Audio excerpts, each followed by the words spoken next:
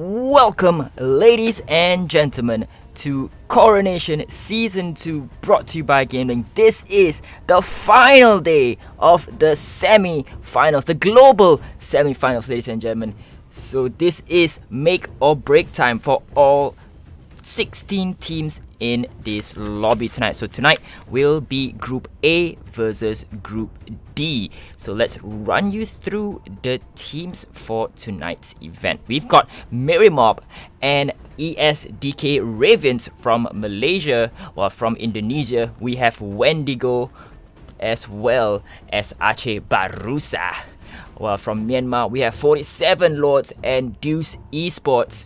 And from the Philippines, we have Blacklist International and Berserker Philippines. These two teams definitely sang malakas, guys. They are the best in the Philippines. So Wolfpack 2 as well as Team Legacy will be representing Mongolia, while Cambodia is being represented by Angkor Pubg Esports, Team APG and Team X-Force. Team Thailand will consist of Team DEUS and SIG COMedy By ATD. So last but not least, we have the teams all the way from Pakistan, Team Sky as well as Team TDXH2E. So after I've introduced the teams, let's look at where all of these 16 teams are standing in after 2 days of competition.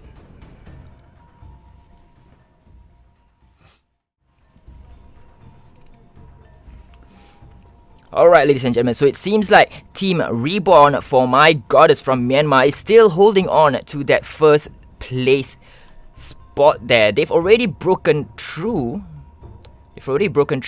that 100 point mark. So of course, Reborn for My Goddess, they're not playing in this lobby, but they are playing in another stream being hosted by Kuku TV and Ray Ray. So if you guys want to watch their match, you can head on over to that stream. But tonight we have the boys from Myanmar as well. We have DEUS Esports in second place, so they'll be playing in our lobby tonight, as well as Team Legacy, TDXH2E. Orange Esports will be at the other stream, as well as Army of Justice. ESDK Reviens and Miri Mob, Team DEUS, Team APG will be playing in here, while Team Limited Rampage in the next lobby. SIG COMedy By ATD will be playing in this lobby, Ein Hijar in Kuku's lobby, as well as Triple V Esports, while Team X-Force from Cambodia they are in Group D, so they'll definitely be playing in tonight's lobby, as well as WENDIGO from Indonesia. So there's the top 16 teams, ladies and gentlemen, and tonight, like I mentioned, tonight is the last night for teams to show them all they've got to make it to the finals. So you know what they say, right? There's a saying that goes, the semi-finals is the most important part of the tournament, because you don't want to go so far to just fail at the semi-final. So the semi-final is where you really put in all that hard work, making sure that you break through into the finals, and then you guys can, I don't know, man. For me, I would usually work hard in the semi-finals, and once I'm through the semi-finals, I know I've already made it to the finals. But I won't take it easy in the finals. But at least, at the very least, I know that I am the top 16 teams globally in Coronation. I've made it to the top 16 teams across many teams thus far. So definitely the semi-finals is the most important part of that tournament, of any tournament. So tonight will be make or break for a few teams. It will be pressure to make it into that top 16 teams. But you do know what they say about pressure.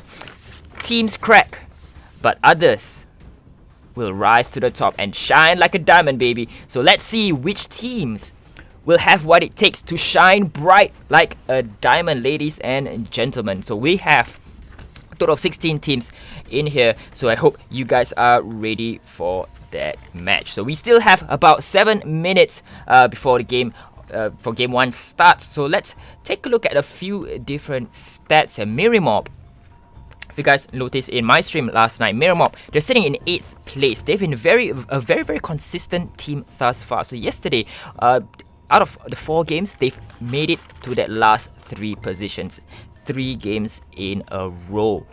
So that's how consistent you want to be. And look at where that consistent has led them. They are in 8th place in the final standings. Not the final standings, but in the current standings right now. So if they can make it, if they can still maintain this consistency coming into this final day, they may, just maybe, will make it higher into that table. So But that's not to say teams after from 17th onwards are not able to jump in on the action. They can jump in on the action, but they've got to put a bit more extra work in. Teams like Berserker Philippines, Tokyo Striker, Extra Esports, Team Sky, Suicide Squad, Wolfpack 2, Blacklist International, Side School, The Victory, EVOS VIP, Grim Reaper X, Morph Team, ACEH BARUSA, 47 Lords, Max D, and Born to Clutch. They just have to put in that extra bit of effort to make it into that top 16, because the point system is such that if you get at least consistently chicken dinners 2 to 3 times in a row and get maybe even high kills in the double digits, you'll definitely have a chance to break into that top 16. So this is where teams in the top 16, they can't relax, put it in that way.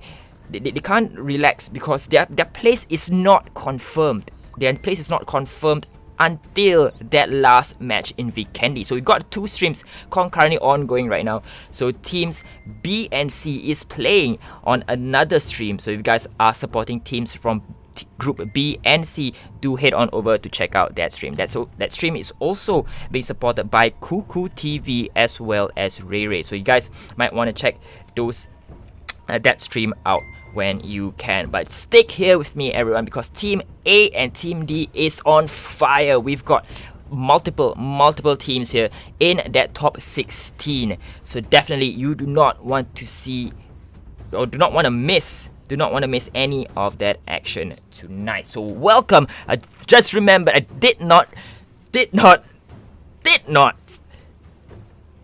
introduce myself. So those of you who are new to the stream or new to GamelinG, welcome.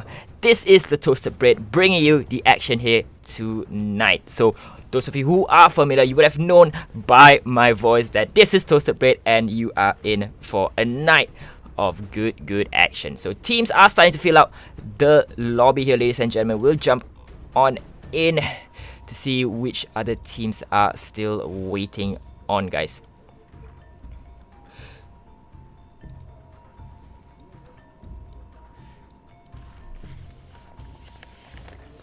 So of course, teams like Team APG, Angkor Pubg, Esports, they're definitely one of the other teams to look out for, especially in these group stages, in these semi-finals. So Angkor Pubg is in 10th position. So again, like I mentioned, teams in that bottom half of the table in the top 16, they do have a chance to jump on up. But of course, the top 16 teams, they cannot let it slip away from their hands. We've seen multiple times, especially during the qualifiers, where team they just took the pedal off the metal and they really paid for it because they missed out on that top 4, and they're not here tonight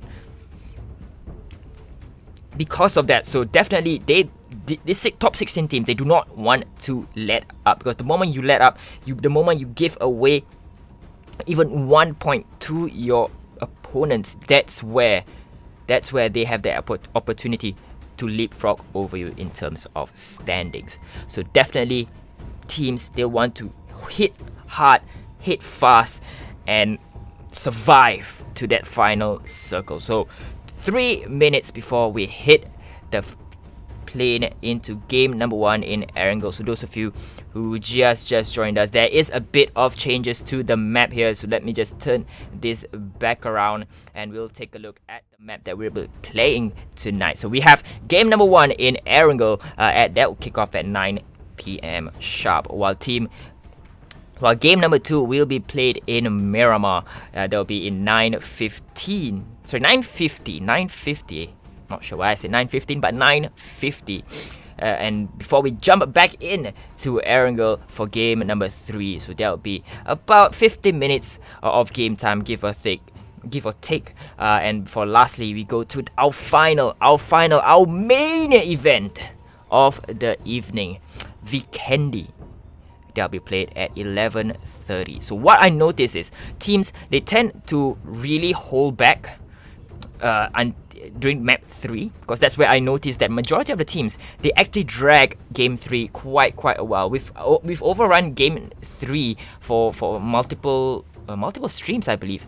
So that's where teams usually drag it out. So you do not want to miss any of that. So stick here with us, ladies and gentlemen. We have 4 games back to back, fast-paced action here waiting for you. So in the meantime, if you're here, do let me know who you guys are supporting, because I want to know who the viewers are right now, ladies and gentlemen. I want to know how many viewers are watching right now. So we've got 20 viewers right in this, and we'll jump on into the comment section. We have a lot of players, a lot of viewers supporting the Philippines, Mongolia. Hello Casa, hello Shakira Latifa, welcome to the stream. So welcome everyone to the stream, and especially, yes, all the best to all those who participate. And Jason Urbina supporting Blacklist International as well as Berserker Philippines. And Dafirun is supporting X-Force, APG, and Orange Esports. And Miri Mob Valkyrie, of course, supporting Miri Mob Valkyrie. There is a lot. Blacklist International being one of the favorites in this room, I see. So we are getting ready ourselves to jump on into game number 1, ladies and gentlemen. You don't want to miss game number 1, because it will be where teams are going to set the pace for the next 3 games. So they'll want to definitely not be the first one to die, or the first team to die and spoil their chances. So they will most likely, I'm not expecting a very aggressive push, but you'll never know with these teams. They are already regional champions for their own region. So you won't know how they will react. You would think that they will not go on the aggressive, but we've been proven time and time again how wrong we are. We've already said, okay, this game is not gonna be a very aggressive game. Bam! Right off the bat, it's a hot drop, guns flying, bullets flying everywhere, guns blazing, people dropping, and we've got even a squad wipe, even less than 2 minutes of gameplay. But when we are thinking that it could be a very aggressive game, teams are waiting it out up until the 4th circle. So it's really very unpredictable with these teams, and that's what makes this game what it is. It's very exciting. So I hope I can keep up with the action, bring you all the action here tonight, because that's what casters do, baby. And just to remind you guys, this is Toasted Bread. Do check out my page up in the video description above, as well as check on GamelinG's social media. So those of you who are new to GamelinG, want to join in on the action, you can do visit GamelinG's website to see more tournaments such as Coronation Season 2. So drop by their website, go to www.gameling.net. That's GameLing.net,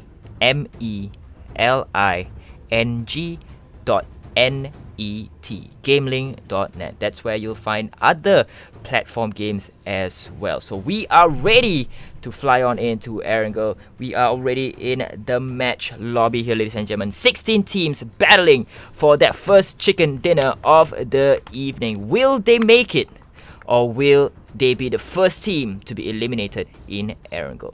We don't know yet, but we do know one thing.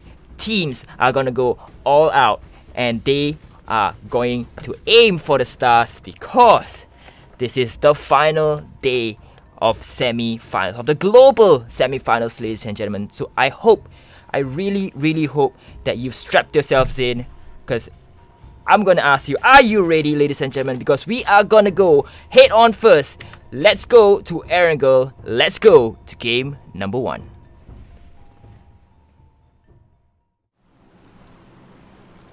Welcome, ladies and gentlemen. This is Erangel, and see here the flight path is moving in a western path of the island, cutting across Rosnok as well as Polyana and Hospital, it looks like. So we'll see if teams will be landing near Stolber or even shooting range, it seems like. So team number 1, Miri Mob, already out here. It looks like they could be either going to Stolber or Kameshki. So Kameshki could be one of the area that they are aiming for. So already team number 15, SIG COMedy as well. They've already jumped out of the plane. It seems like they will have that southern part of the island to themselves. So team like Wolves still waiting for that drop. We are gonna look for any hot drops here, ladies and gentlemen. We'll see if any of these teams are going for a hot drop. It seems like team number 8 and 16, Sky and TD, looks to be making a hot drop themselves. So team of Wolves still waiting for that final drop zone there. So all the teams are out, and we'll jump on into the first team that already has landed quite a distance away. We'll jump on into Miri Mob. So team Miri Mob consisting of Crywolf, Miracle, Ken and No Scout. They've already dropped somewhere in Kameshki, and they will begin their loot building. So let's see multiple teams, and we'll see team Wendigo already managing to get that knocked here, while team DEUS, team number 11, we are looking at them right now going up against team BSR, Berserker Philippines. So team DEUS already with that 1 kill, ladies and gentlemen. And they've scored, just like I said, ladies and gentlemen, already 2 minutes in, and we've already got an elimination. So elimination just in 2 minutes. So that's how aggressive touch teams can be. And it seems like Kendo is still looking for loot to begin his inventory, as team DEUS being represented by Real KP, Kendo, John Matt T, as well as Winter.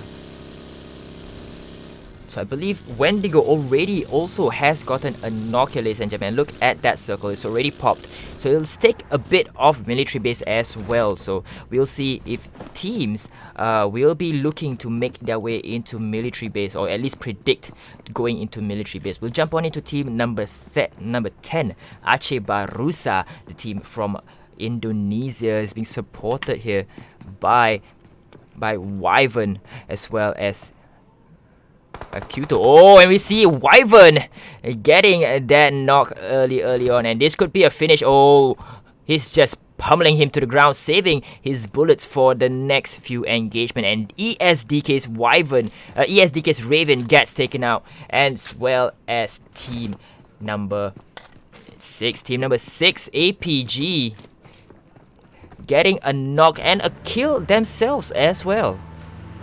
So it could be a drive-by killing by the looks of it, but they've managed to get 1 kill for themselves, put themselves up in that kind of leaderboard we have right now. So at least 3 teams we know of that already has 1 kill here, ladies and gentlemen. So it'll be very interesting to see if they can increase their tally. So team APG, they did not have the best of games in yesterday's lobby, but they will definitely hope to make up in tonight's game, because they know it's the finals, not the finals, but the final day of the global semi-finals, and they'll want to make every kill count. It seems like team Day, again, they've they've gone to military base as they did in day number 2, if you guys would recall, and it seems like they will have the military base all to themselves. So team number 5, Wolves, in somewhere near hospital, as well as team X-Force. We'll see if there are any other teams in the area. We'll jump on into team number 16, the team from Pakistan, team TDXH2E. So definitely the circle will have oh, it seems that team number TD could be going on for an engagement here, ladies and gentlemen. SJSW seems to be aiming. Oh, he just sees it, goes for the spray. Spray and pray, and oh, Dread getting the knock there. Perfect angle, but I don't believe GSW has an angle to actually get that knock here, ladies and gentlemen. As Drake push on to Drake, as Wendigo gets another knock as well. Wendigo, let's jump on it. Oh no, let's stick to this battle here, ladies and gentlemen, as team TD is still doing battle against team number 3. Team 3 is 347 lords from Myanmar, and oh, spray and pray from the backside by Drake. What a beautiful flank there by Drake to take out one player from team number 3. Team number 3 is of course team 47 lords. So beautiful intel being laid there by JSW, going up to next to the down player, so that Drake can go for the elimination and the revive as well. We'll jump on in to see where the other team 3 player is, because I know there's already 2 players down here for team number 3. Team 47 lords is in trouble here, ladies and gentlemen. Only 1 player left remaining, so we'll see. Is there, oh no, there's 2 actually, but I believe the other player is already been knocked down, so could be DD here at the 2nd floor of this blue building, deploys the smoke, and they'll try to prevent the push from happening, but we'll see. Dread, it seems like Dread is in the same area, so we'll go up into 2nd floor, and definitely DD would be aware that someone is already in this building. Well, but it seems like Dread decides to go for the other person. Oh, but Dread, what an angle he had on DD, but not able to finish him off. But team TD with that total squad wipe, getting that 4 points.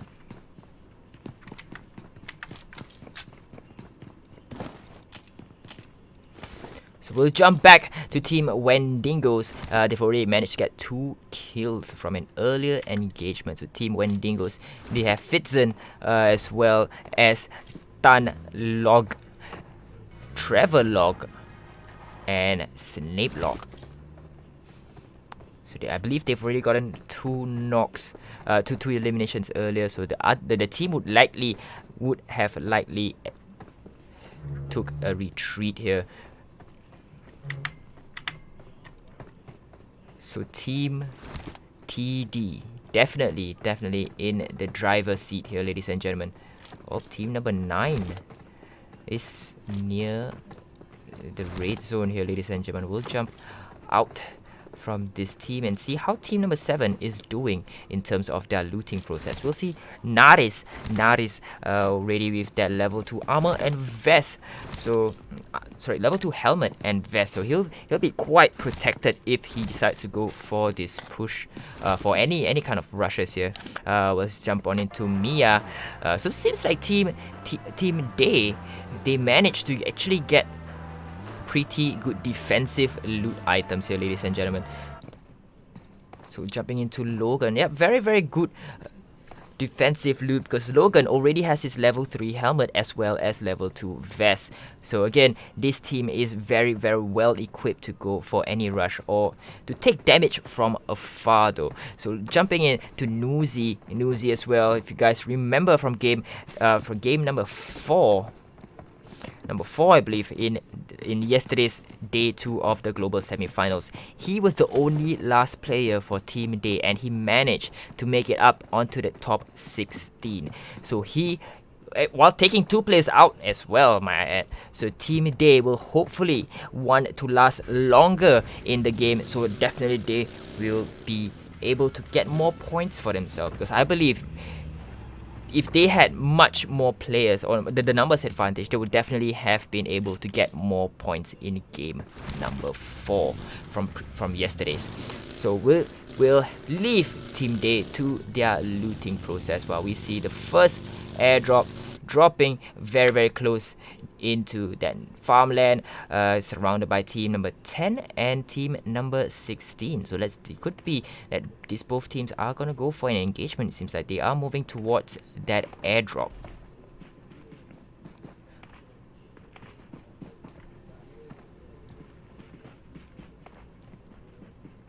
So Green Eye just playing that intel game, gathering some intel for his teammates. So intel is very, very strong and very, very much needed, especially in these battle royale games, because you definitely would be able to make informed decisions, such as going for that push or hanging back in that specific area, or to hold a specific area, and that's where the scouting missions, especially for teams, they like to go on scouting missions, and especially using all those buggy, those transport to just get a beat on where their enemy is. So you often see teams going for just random runarounds to see if any players would attack them, and they'll bring that information back to their teammates. Oh, and they see Green Eye, but TD takes down AES. Oh, Green Eye. Wyvern gets knocked by Team TD, and I believe that Team AS are aware of Team TD. That's why Wyvern is hiding on that side of that container. That's because he knows where that fire is coming from, and he's definitely be telling his teammates of the enemy's location or the opponent's location. So definitely Wyvern could be the rusher here, decides to go forward, and he is using himself as bait, it looks like, while the rest of the team will be able to... Oh, it goes for the spray there by Green Eye. Suppressive fire from Team AES, team number 10, ACEH BARUSA. But Wyvern already down to 50 health here. They need to go for that revive, but unfortunately Dread takes out Wyvern. It could be a necessary sacrifice there, it seems like, from Team ACEH, so that they can make a better informed decision on where the rest of Team TD is. But this does not look like they are gonna go for any continued push or sustained push. But jumping out of this, we see Team APG. They could be entering into Team Team DEUS location here, as HP X-Force, Team X-Force getting in trouble here. Let's jump on into team number 14. Team number 14, X-Force, Blue 33 already eliminated, and Crim very, very low here. He needs to get his health back up to at least 100%.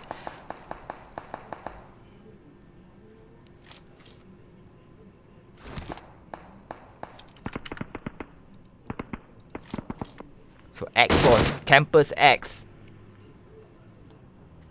very, very brazen positioning he has here out in the open, trying to get that hit onto Team TD, Team 13, Team Legacy.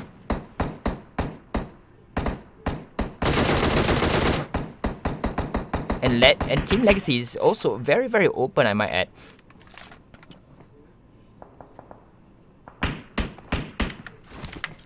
So he does have supporting firepower from his teammates. Sunwolf tries to go for that tap. Not sure if any of those registered, those Sunwolf.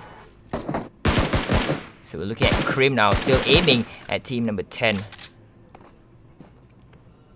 So X-Force already lost Blue 33 from a previous engagement. So they'll definitely know where the enemies are, and they would want... Oh! Campus X gets taken down, takes a knee by... Oh, we saw that laser-like precision from team number 13, Team Legacy. 2 players on the side of X-Force already eliminated. Another knock here would render them obsolete, so they'll have to sit back in that lobby. But it seems like Sunwolf will desperately go for this revive as Campus is back online. Oh, but we see here Team Legacy trying to go for this push here. Camper X is still playing in the smoke but gets taken out. Team X-Force has been eliminated.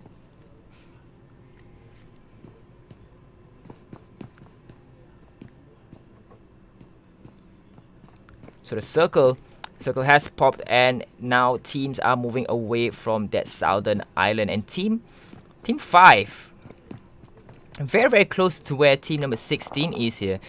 They're just south to Hey Siri's position, but team AES gets wolfed down. Shaz has been knocked. Oh, Bell here going up against team number 16. Team TD knocking down Hey Siri, and Hey Siri has been eliminated. Team Wolves, Smoker, the only player left. So he'll definitely know that there is a player or team, at least a full team near the church area, and Wolves are down to their last sole member, Smoker. So will Smoker be able to pull one out of the back here for the team? They are looking for that team kill now, and unfortunately I would have to say that Smoker would be best to play very, very passively and aim for that placement point instead of those kill points. But it seems that Smoker will instead render that Jeep obsolete there. I believe he's already shooting out the tires so that the teams will not be able to make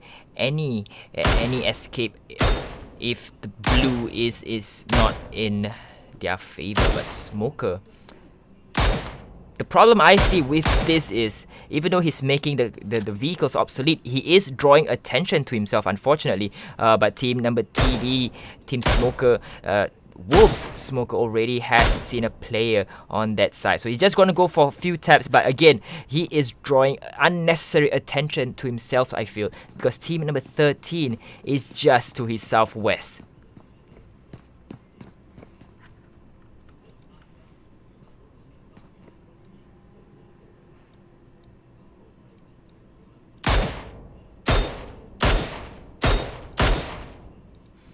So we'll jump on in to team 12, Blacklist International. So where are my Filipino viewers at? Because we are looking at team Blacklist International. Blacklist International doing fairly well for themselves. They have not registered a first kill yet, but they are keeping alive. And that's what's important, ladies and gentlemen. You got to keep yourself alive till that final few circles. Because the lesser amount of manpower you have in that last few circles, your strategy is very, very limited, to a point where every single death puts you at a disadvantage in that later circle. So that's very logical, right? So definitely teams would want to go and at the very least survive until they reach that final few circles. So since that team Blacklist International is currently engaged with another team here, it seems like.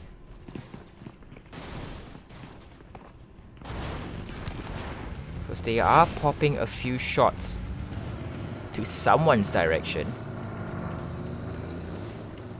It could be team number 4, Berserker Philippines. But driving further up, Last being sprayed on by team number 9, but it's not landing. ESDK Reviens, they are on that hillside. And see, this can even be counted as a scouting mission. Oh, DEUS Esports. Let's jump on into team number 11 here, ladies and gentlemen. DEUS Esports in the coastline has team number 4 right in his sights, and team Day gets the knock onto Rush from ESDK. ESDK's Rush has been eliminated.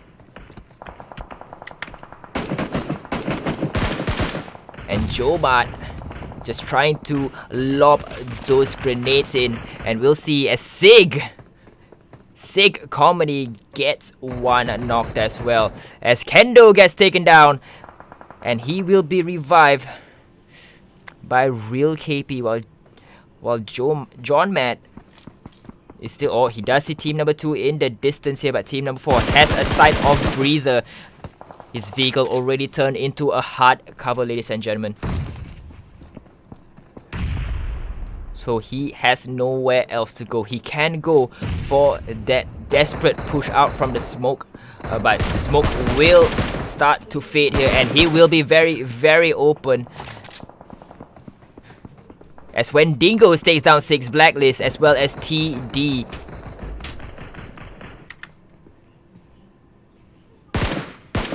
Oh, but beautiful pinpoint accuracy there by John Matt. Takes out Berserker's Skadi.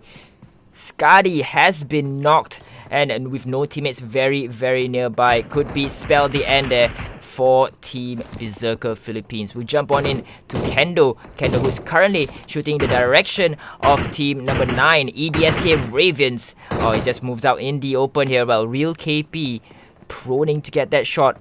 While Team TD, Team 16, currently being engaged on. 6 Blacklist takes out Kendo from DEUS. Oh, let's jump on back in here, ladies and gentlemen, to Team SIG Esports. SIG COMedy. Oh, goes for that spray and pray. Oh, but he takes himself a bit of damage. Z9 closes the door to that barrage, but the door gets blown wide open, ladies and gentlemen. We'll see if SIG or Z9 can make a push out of this small hut. The only play left here would to go for that peek, or at least to go for that smoke play. Does not seem that he has any smoke at the moment here. So he could be very, very alone, facing up against an angry team number 11, DEUS. He has gotten 2 players knocked down beforehand, but 6 Z9, unfortunately, he's surrounded on all sides here, ladies and gentlemen. The smoke play would prove useful, but to where will he be able to run away? The only direction he can run away from is outside of the zone, but the zone is starting to close, so definitely the only way out would be to make a mad dash, or at least to get his teammates back in here. They've only lost 1 place thus far, as Z9 is currently quite stuck in here, ladies and gentlemen.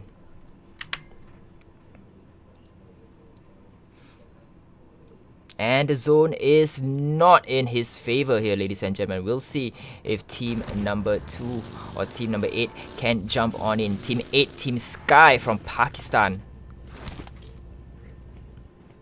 have already positioned themselves here.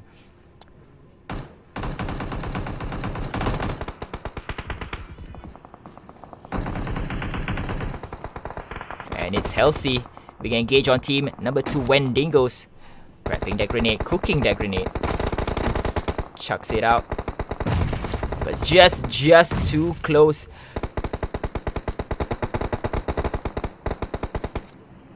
Artillery fire there by Halsey. Just popping that smoke. Limits the visibility of the rushing team here. But 6 Z9 finally gets taken out by Team TD. And with no one even near him, he will likely go down here, ladies and gentlemen, as Z9 finally gets taken out by Dread. Dread securing another point for his team. Team TD, I believe they've already secured 7 points for themselves.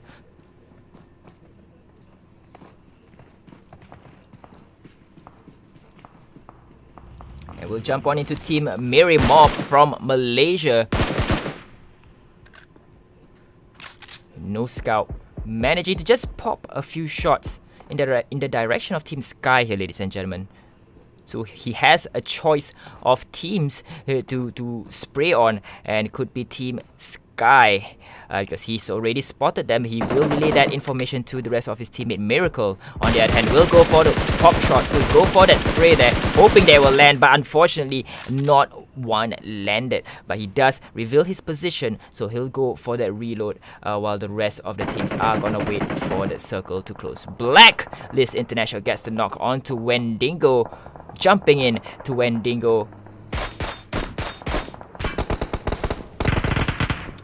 So Fitzen very, very low. He's the only last player for Team WENDIGO, and he could be in for a rusher, ladies and gentlemen. We'll jump to see. Oh, but beautiful grenade damage there by Team number 12, Team Blacklist International. So Blacklist International already has a compound surrounded, but WENDIGO's just trying to make sure that the visibility for the team is very, very limited here, so he can go for that run here. But unfortunately, he has heard that sound of footsteps, so he'll definitely be the only person left standing for Team WENDIGO, as team number 12 tries to go for this push. Team Sky has been eliminated, and it seems that WENDIGO is still trying to get that damage onto the rest of the team, but he will take damage himself. He needs to run away here. WENDIGO if not, he will go down here.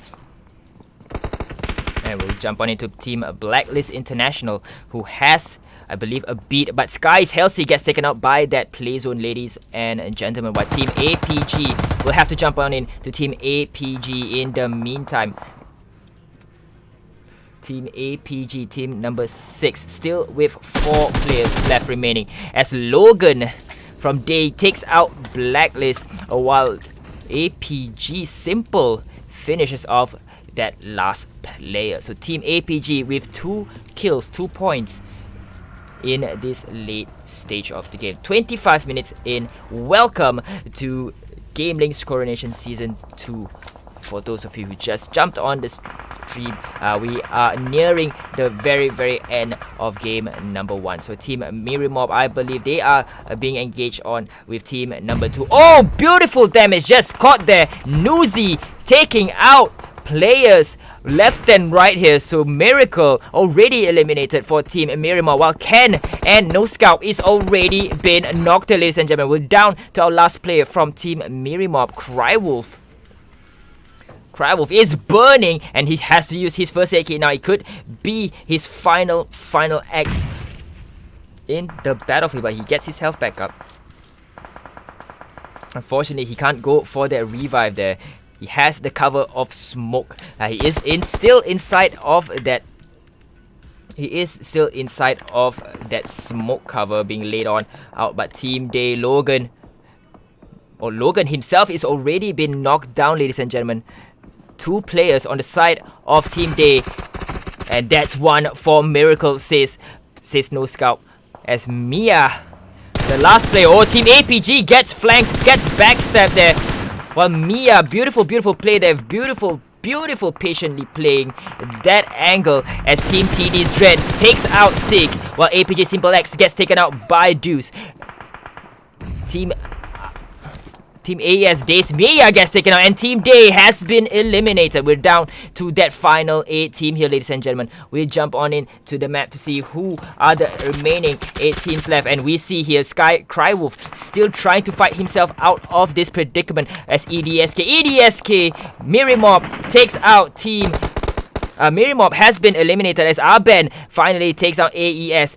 AES could very well have been eliminated here, ladies and gentlemen. We're down to our last 4 teams. Just like that, ladies and gentlemen, we're down to our last 4 teams. 13 players still left, but it seems like Team Blacklist International has good control over that compound, but that compound is still outside of that safe zone. So how will they push on in? The safe zone looks to be a very, very empty field. It could be no man's land right now, ladies and gentlemen. We are jumping out to Team Blacklist. Oh no, we're not going to go into Blacklist International. We're jumping in to Blacklist International.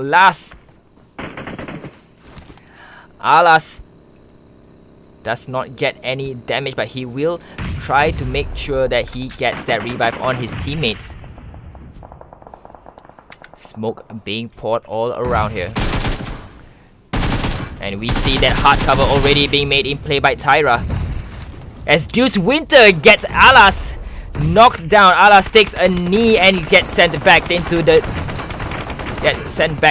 lobby. So Tyra still well behind. Oh, it could be Tyra, the last player standing for Team Blacklist International here, ladies and gentlemen. Blacklist International down to that last player. Don't believe that they can go for that revive here. We'll jump on in to Team DEUS Esports. They have been very, very dominant in the game, and that's why they are currently in second place.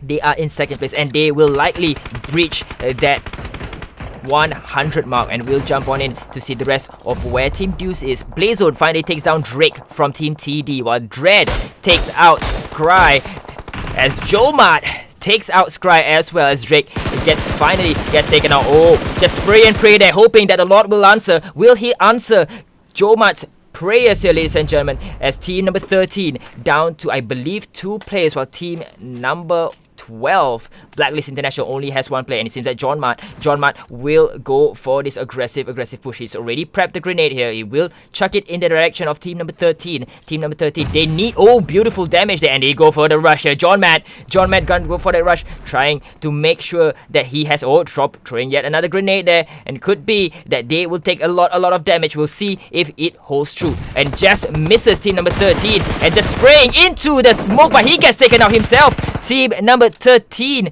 just managing to get that lucky ball shot onto team number 11. So DEUS already with 1 player knocked. John Matt has already been knocked, and DEUS, Kendo already taking out God as well as Pika. 2 players already knocked down, and we are down to our last 5 players. John Matt gets the revive here, and we'll see. Oh, real KP tries to go into the smoke. Tries to go for this push here onto team number 12, and he goes for the pick. Oh, he gets taken out. No, he does not get taken out, just being third party by his own teammate, and Team DEUS will end game number 1 as your chicken dinner winner. So there you have it, ladies and gentlemen. DEUS Esports, all the way from Myanmar, coming in first place with that amazing 14 kills in game number 1. So team Blacklist International, not too shabby. They end up in second place with 4 kills as well. Team number 3 is coming in team number 3 with that 12 kills, while team TD with only 3 players managing to secure themselves 8 kills on their own. EDSK on the other end will be coming in 5th position with 4 kills, and let's take a look at the remaining teams. We'll see if they have a lot of kills. So Team Day only securing 3 kills, as well as Team APG both landing in 9 and 10 spot individually, while Team WENDIGO's only securing themselves 2 kills. So what a dominating performance there, ladies and gentlemen, by Team DEUS Esports, all the way from Myanmar. So ladies and gentlemen, do not go anywhere. We'll be right back with the results, and we'll see if there is any changes in that table. So we'll be right back. Do not go anywhere.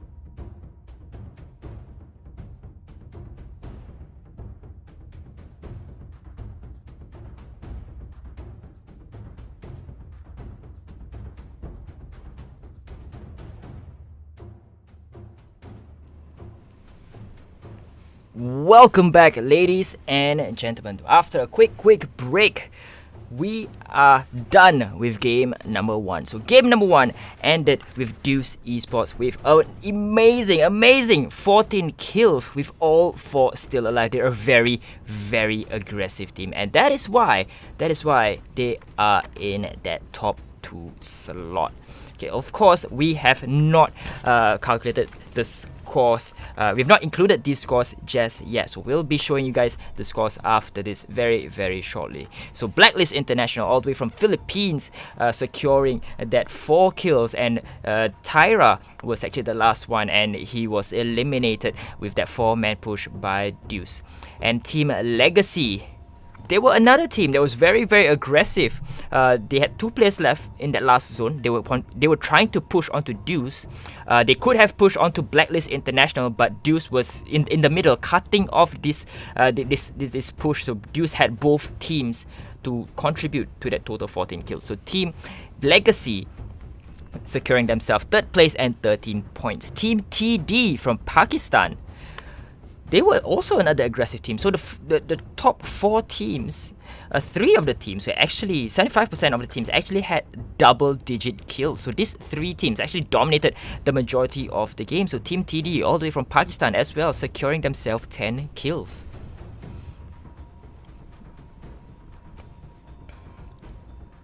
So we'll see if Team DEUS or any of these 4 teams are able to make a difference in their standings. So the results are out, so let's check it out right now.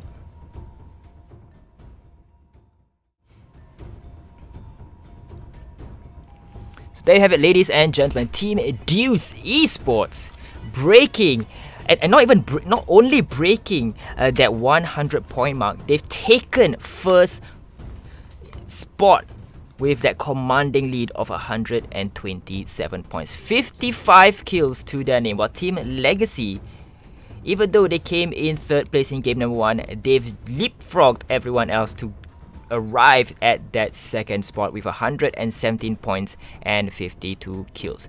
Team TD as well, with that 10 kills, they are now sitting in 3rd spot, kicking Reborn for My Goddess down to 4th place. So Team TDX H2E is sitting comfortably in 3rd spot with that 109 points. So all 3 teams of the top 4 from our stream actually broke that 100 point mark. So congratulations to these 3 teams. But we also have teams like ESDK Reviens, who did not place in that top 5, but they managed to still hold on to that 8th place. So Miri Mob as well, they unfortunately died quite early in that middle phase of the game, but they maintain that 10th spot in the top 16.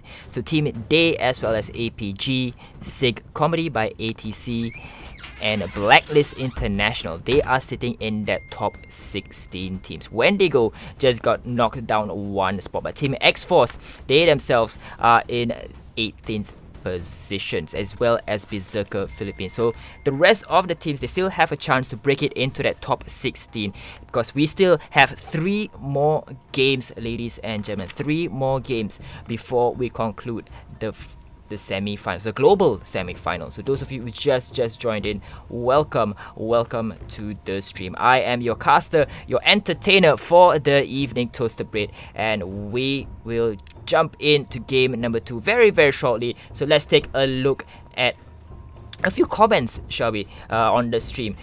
So basically, let me see. I saw someone asking. Okay, so which team gets the chicken dinner in the first game? So Hermi Manalili, Team DEUS Esports commanding lead with that 14 kills and that chicken dinner as well.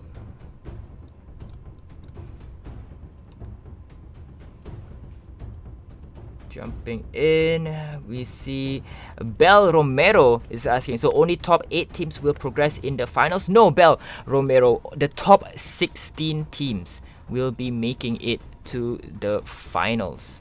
So those of you who want to get more information on this tournament can jump on in to GamelinG.net. GamelinG.net is GamelinG's official website where you can find out more about all these tournaments, about all these other tournaments that GamelinG has around. So they also have games like Call of Duty Mobile, Pubg Mobile, Clash Royale, amongst others. So definitely, if you want to jump into that website, you can do so by going to www.GamelinG.net, GamelinG.net. And while you're there, you can also visit the YouTube, GamelinG's YouTube. We are live on YouTube as well. So what is up, YouTube viewers? Let me jump on into that live right now and let's see if we have any comments there. So we have Cameron Son saying, let's go Team X-Force. Yep, definitely Team X-Force doing quite well for themselves. They need to try a bit harder to break into that top 16, but definitely they will be able to do it if they try hard enough. Einhajar from RP Anniversary. Einhajar, unfortunately, I don't believe they are playing in this stream. You can jump on into stream to another stream actually for Einhajar's match. And we are back. We'll jump on in to see if there are any other comments. And it seems like everyone has their teams to support. So guys, let me know which teams you are supporting, and if possible, can I get you guys to help me share this stream one more time? We have 53 shares at this moment, so hopefully we can even breach that 100 shares mark, guys. I know we can do it. I know it because my viewers are always awesome. So ladies and gentlemen, we'll jump on in to Miramar very shortly. So those of you who knows me, I like to say this: Miramar is one of the maps that I kind of not. I kind of like it because it's very wide, and we'll definitely have to wait for the action to start. So it's a very passive start for teams. But enough jibber jabbering as we head on over to Miramar. So hopefully you guys are ready, because I am. Let's head on over to game number 2. We're going to Miramar. Welcome to Miramar, ladies and gentlemen. It seems that the flight path is moving in an eastward position, cutting through Hacienda as well as El Azahar, as well as Crater Fields, but it could be that teams might drop near Picado. So we'll see if any teams are dropping to Picado or even La Bendita. We'll see if teams get to go to their favorite drop zone. So multiple teams already out of the plane, and we see here spreading out quite beautifully. I don't think any teams will be heading over to Prison or Chumaxera as well. So team number 12, seems like they are already making their way to La Cobreria. Team number 12 is Blacklist International.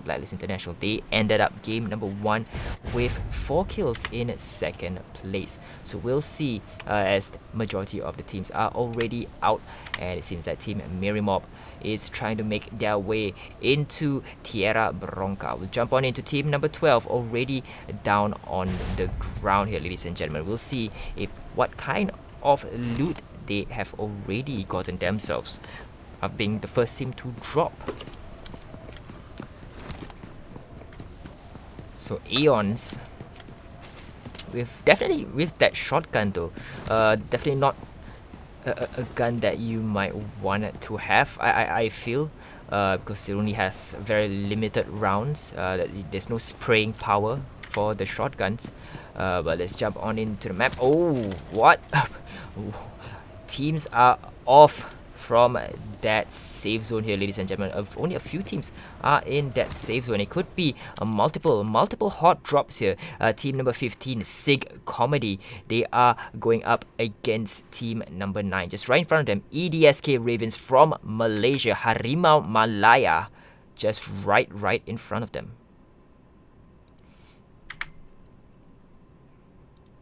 We'll just jump up to see if there are any other players in the area. It does not seem like that's the case though. But team number 15 could be they are gonna go for this flank movement, as Frankie from ESDK Reviens is being made aware of that vehicle moving into his location. So he was just gonna pop out for a breather here, it looks like.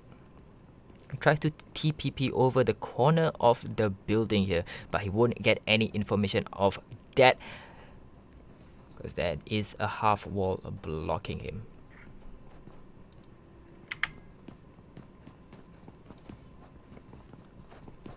Of course, Brian Galupa, you can get a shout out. So definitely, oh, team number 15 here, and it seems like Frankie is very, very low, and he gets knocked down by that shotgun. So that, I believe, is the first shotgun knockdown we've caught on stream here, ladies and gentlemen. Frankie from ESDK Reviens has been knocked out of the lobby.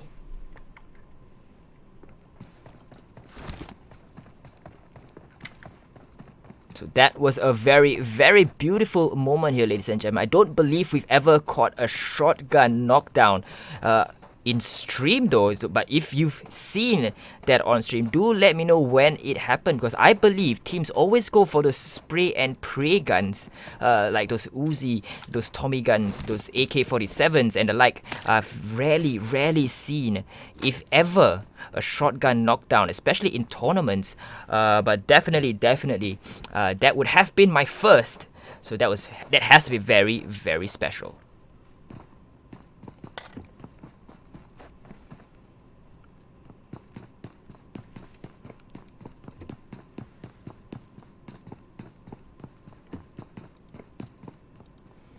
So we're jumping into team number 8, Team Sky. So only the top 16 teams will be qualifying to the global finals. The global finals will be held on the 30th November and 1st December. So top 16 teams will make it to that global finals. Team TD already has one sent back to the lobby. They're down to 2 players. Team TD, they were quite aggressive in game number 1, securing themselves 10 kills, even lasting all the way up until 4th position in game number 1. But their strategy definitely has to adapt now, saying that they've already lost JSW in the early goings of this round. But we'll see how they adapt that strategy moving forward. They do have Dread and Drake still alive here, ladies and gentlemen. We'll see if where they'll end up coming in game number 2. So they both of them have just rendezvous with each other. They do have not great defensive loot item, it seems, for Dread. But let's take a look at Drake. Drake has a much better defensive loot item. He has that level 2 helmet as well as that level 3 vest. So definitely will be quite protected, especially from afar. So they are still looking for that first frag. They've already lost JSW to a previous engagement. As we see team number 9, Team ESDK Reviens, could be going on to another engagement here as Arben gets knocked. Oh, he does not get knocked, actually he gets damaged there by team number 3. Team number 3 is 47 Lords just spraying onto this minivan, and it seems that he has angered Arben. Arben gonna go for this push here, and Arben will be looking for vengeance as he is. Oh no, he's just not gonna go for that finish. Oh no, yes he will. He just pops a double tapped Tony J, and Tony J has been eliminated. Just pops that smoke to go on that looting spree on his dead body.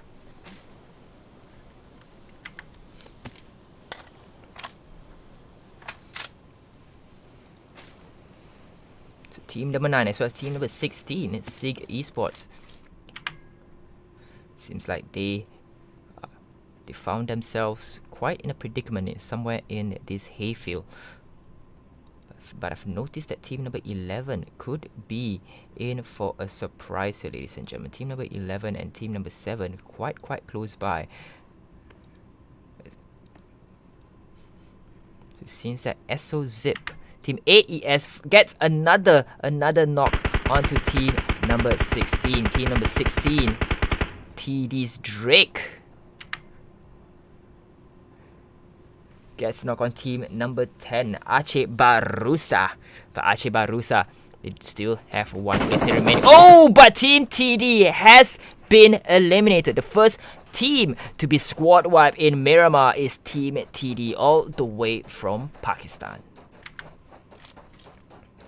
So ACEH BARUSA, they were hunting Team TD for quite a while, but let's jump on into Team SIG. SIG, Team 15 here, they are engaged in a firefight themselves. So we'll see who they are engaging on. They are engaging on Team 47 Lords. 47 Lords in this building here. So they'll Z9 just taking that vehicle away. Could be they are gonna go for this flank here by Z9. As Z9 just running around here, just trying to get to divert the attention away. I'm not sure if Blacklist is AFK at this moment. It seems like he is very far from his teammate. Could be that he has been disconnected. But Z9, they do have 3 members still up and running. Z9, Baron just going for that one tap and goes for the spray onto team number 3. 47 is in trouble here, but they are behind that rock. They do have enough cover to prevent any sprays from reaching them. Baron just trying his side, trying to get that vehicle to explode, at least get some damage onto team number 3, 47 Lords, all the way from Myanmar, as he tries to prepare himself for, I think, could be gonna go for a grenade throw, it seems like. Team 47 Lords being under siege here by Team SIG.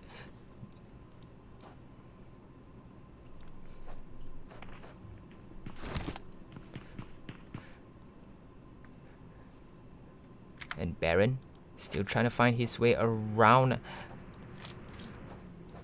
And we'll see if he manages to actually get something out of this gunfight. I'm not sure if they should continue on with this gunfight, but look at team number 5, ladies and gentlemen. Team number 5 has split up in a 3-1 formation. So this is pretty good for if you want to collect information, collect intel on your enemies. But unfortunately, the downside is if Drago gets knocked down, he is easy pickings for opponent teams, his enemy teams. So he will really need to survive on his own here, ladies and gentlemen. So team's gonna go for a 1-3 push.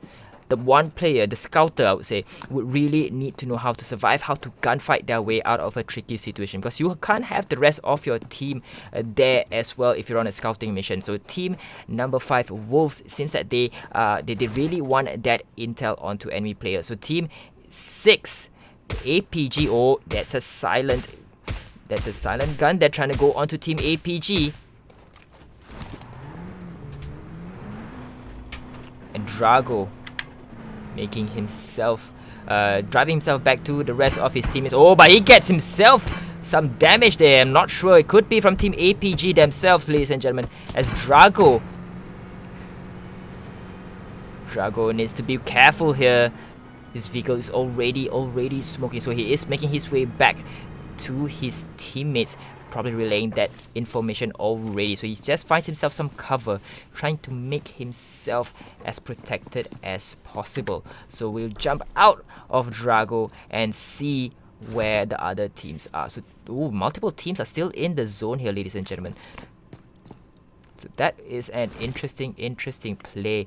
I get that this could be a very strategic play, but of course they do need to know that even though this is the first circle, they do get damage from that circle as well, especially if they are further away from the circle, and they'll definitely have to start using those utilities to get themselves back up to 100%.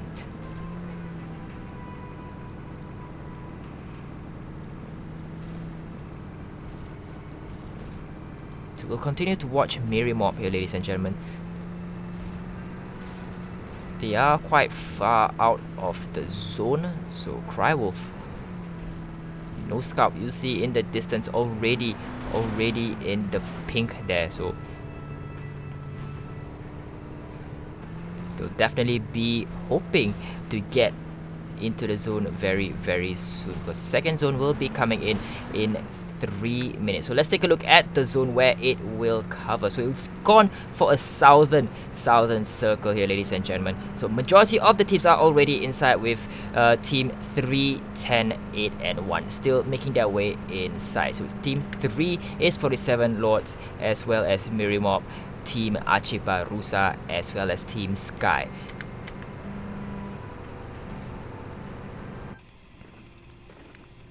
So jumping into team number 13, team Legacy, all the way from Mongolia. Oh, but we see already a gunfight happening here, ladies and gentlemen, as ACEH tries to scan the horizon for any player, and it seems that Scree gets rushed on by Team DEUS. So Team DEUS eliminates a player from the Legacy, and the Legacy would definitely know by now where the rest of the team is. Oh, tries to go for that double tap and gets Kendo knocked down, as ACEH will also get a bit of damage in return, but he does manage to get that knock, and he will relay that information to the rest of his teammates to point their weapons in the northwest direction. So we'll see if they can make anything out of this push. And it seems that Pika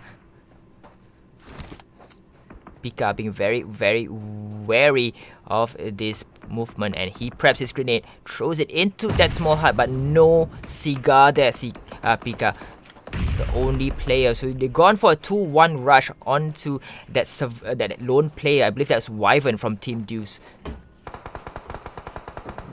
And Pika just trying to find an exposed head, an exposed body part to take down with that Kar 98. We've seen how players are very, very accurate with that Kar 98. Will Pika be able to do the same here, ladies and gentlemen? We will only see. We'll jump on in to ACEH. Oh, no, he's going to go for that pick again. Oh, and what's better is that it is a silent Kar 98. So definitely will not be able to say, oh, they've already seen players from Team DEUS. Goes for the double tap. Kendo is in trouble here, but he is quite safe from that off angle tap there by Bune. And Bune had decided to go into making those vehicles obsolete, so that team number 11 will need to find new vehicles. So he's just gonna make those vehicles into hard cover, but just look at the top right hand of your screen here, ladies and gentlemen. Wyvern from DEUS could be trying to attempt a flank movement. He is still there, just that he is out of sight. So let's take a look at, oh, Baazi. No, let's jump on back to Bune. Bune gets knocked down by Winter. So just as I mentioned, Winter very, very sneaky. He made sure that that Team 13, the Legacy, Team Legacy were retreating before going for that push. And it seems that Winter, he is trying to draw the enemy down to him. Oh, Winter again, very, very accurate movement. It gets 2 players knocked down. Bune and Pika already knocked down from Winter, and Winter will start to go for this push now here, ladies and gentlemen. Winter now getting 2 knocks. Oh, what a panning Bune V-God right in the face to send him back into the lobby. No, not this time, boys. So DEUS just dominating the competition here, not wanting to waste any rounds onto that dead body. But we'll jump on into Real KP. Seems that Real KP as well as Kendo, they have driven drove that buggy into this compound here. They are going to go for this push onto team number 13. Team number 13 is, of course, Team Legacy. They've already had 2 players already knocked down and eliminated here.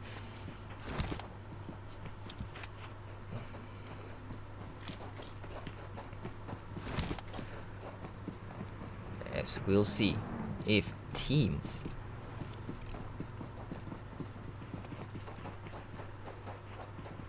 will go for this spread, but it seems that team number 13, they will decide to back away, disengage from this fight. As we see this airdrop team number 10 very, very close to the airdrop. So 4th airdrop.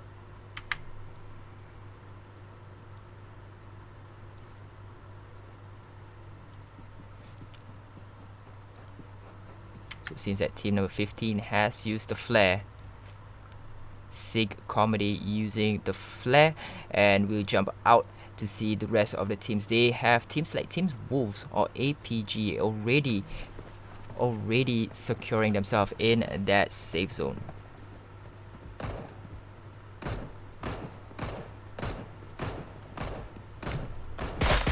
since that Team APG, they do have Team 5 Wolves right in front of them.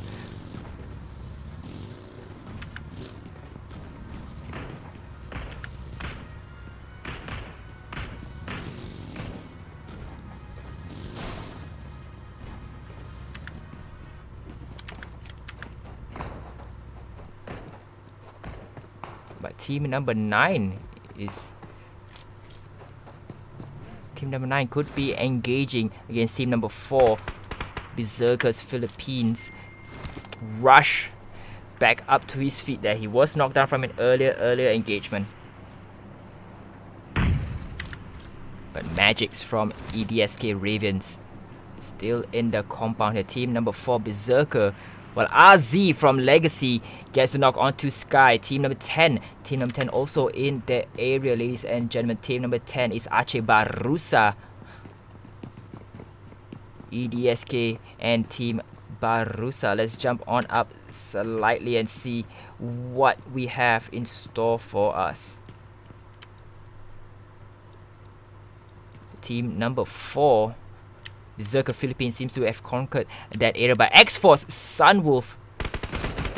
Oh. ESDK's Rush getting the knock there onto Robty. As Arben finds that smoke. Will he go for that spray though? He will prep that grenade there, ladies and gentlemen. He tried to get the 2-player grenade. There was Molotov's Rush. Gets Robty. Robty has been knocked yet again, ladies and gentlemen. Just prepping that grenade. Arben finally gets Robty. Robty finally gets eliminated. So took two grenades as well as 1 molly there. So we'll jump on over to Magic and see if he will go for this push. The team number 4 already in trouble. 1 player already been knocked down. Robty has been eliminated. So Team Berserker Philippines is still 3-man strong.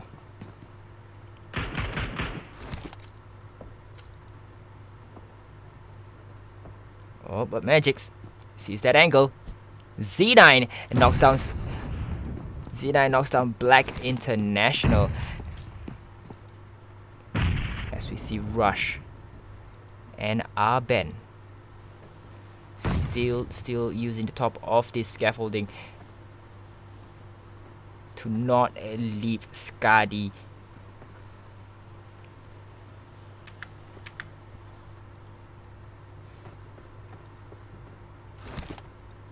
So you see multiple teams. Team Sky, team number 8,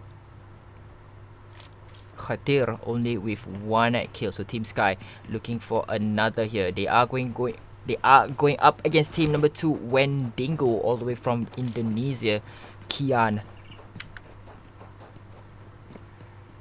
So let's Khatir. They are at the edge of the safe zone. They do have Miri Mob right in front of them as well. And we've seen how Miri Mob have performed in that previous few games. Team AES, ESDK's Rush gets taken down here, ladies and gentlemen. As we see the circle at the north side of Los Leones. As Magics. They've already lost Rush and Frankie. And team number 4, Berserker. Oh, Berserker could be. Will they go for this push though? Magic's just keeping quiet, and it could be. Oh, he already see 4 players. Tries to TPP around the corner here. Arben Arben is safely. Oh, but they've seen him. He's hiding is over, ladies and gentlemen. But Magix gets taken down by the Berserkers. Berserker Skadi finally takes down Magix, while Laps suffers himself some fall damage and gets himself knocked down. Arben still at the top of this building here, to his lonesome. So Team EDSK has lost 3 players. I believe all 3 players has been lost by Team Berserker Philippines. So the only player left standing is Arben. So Arben from EDSK Reviens just holding his ground at the top of this construction site, but the circle is not in his favor. He has to move one way or another.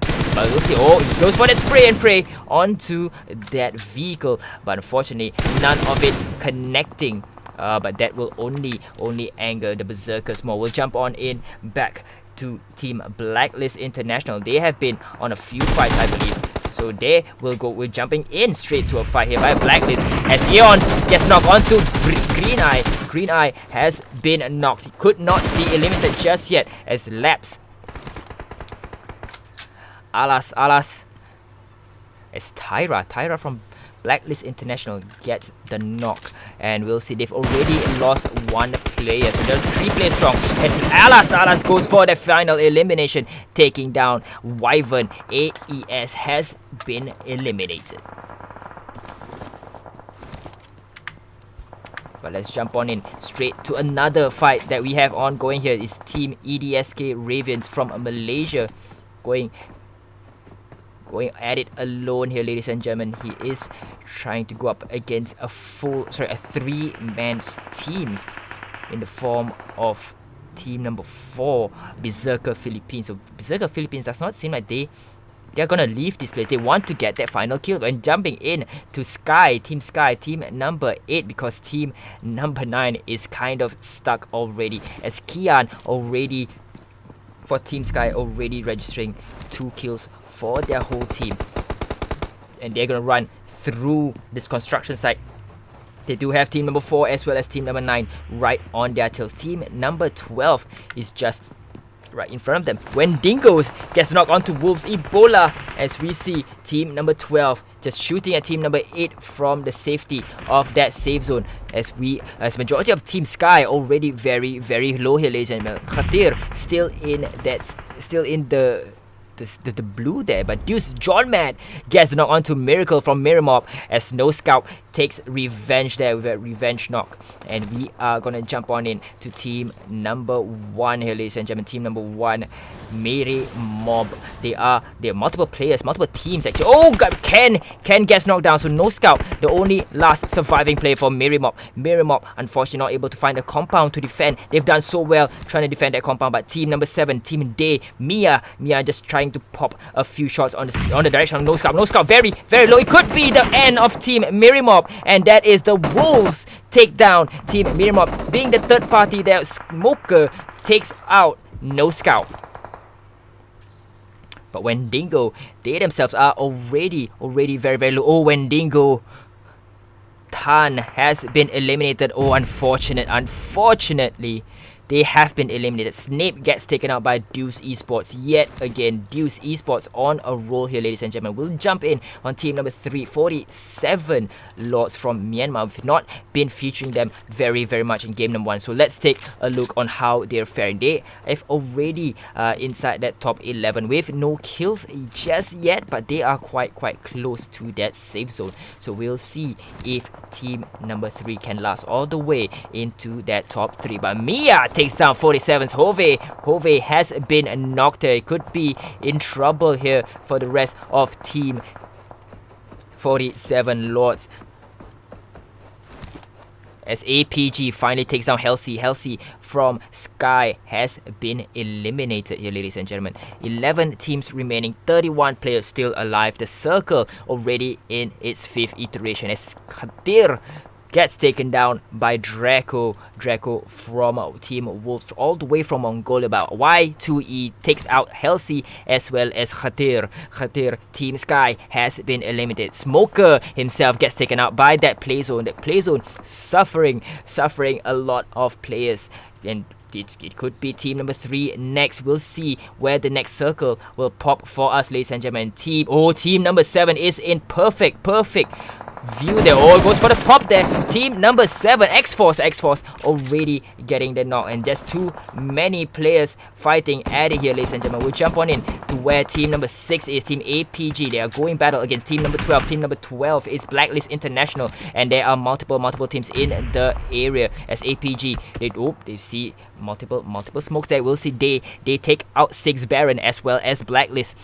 X-Force on the other hand takes down John Matt takes a knee. Y2E from team APG as well takes a knee, and only one player has been knocked down, but Y2E is back up. No, sorry, Y2E has been eliminated, so team APG only 3 players left. So team Day, look at that light show here at the top of your screen here, ladies and gentlemen. Team Day, perfect. Could this be the time where Team Day make use of this circle? This circle is definitely in their favor. Team number 12, you see Blacklist International trying to push forward into that safe zone, but unfortunately Team Day is gatekeeping that safe zone. They do not want to let team number 12 in, neither would they want to let team number 3 in as well. So we are currently still with a full Team Day here, full 4-man Team Day. Nuzi takes out Richard from team 47 Lords. 47 Lords already down to one player remaining. 47 Lords already have lost 3 players. So safe zone is starting to close on it as we see a rush, a push by team number 14 into that safe zone, but team safe zone, X-Force gets taken out. X-Force, 1 player already eliminated here, and team X-Force has been eliminated here, ladies and gentlemen. Down to our last 4 teams. We are still down to our last 14. 10 players still remaining. We have team number 12, team number 6, team number 7, and team number 3. We have Blacklist International in here. We have 47 Lords. 47 Lords doing very well for themselves. Team number 12 on the other hand, Blacklist International only has 2 players up and running, while team APG has 3, and we are down to 8 players, ladies and gentlemen. We are down to our 8 players with 4 teams left remaining. Nuzi tries to drop that hammer there as team number 3 has been eliminated. We're down to our last 2 teams, 5 players still remaining, and Team 7 definitely has this in the bag. 4 players still alive while 1 player is outside of that safe zone. Team number 6, Angkor Pubg Esports, team APG outside of that safe zone. So this would be an easy win for Team Day. It seems like, I don't believe team APG has the medic kit or bandage to last until that last round. He does have 36 minutes left remaining, so definitely he'll just wait it out in that safe zone. I don't think he will last any longer. So Team Day, call it a spoiler or call it a premonition, Team Day will claim this chicken dinner in game number 2.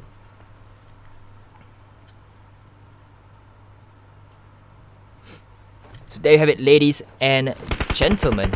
Team Day all the way from Thailand with that 12 kills, while Team APG died outside of that safe zone with 3, while Team 47 Lords doing very well for themselves with 2 kills in that 3rd placing.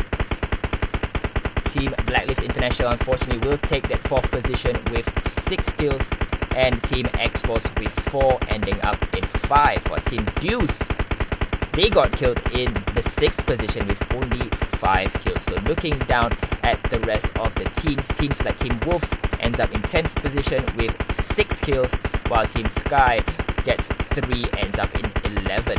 So other teams like Team AES with that 4 kills, and will jump on out for the scores to be tallied.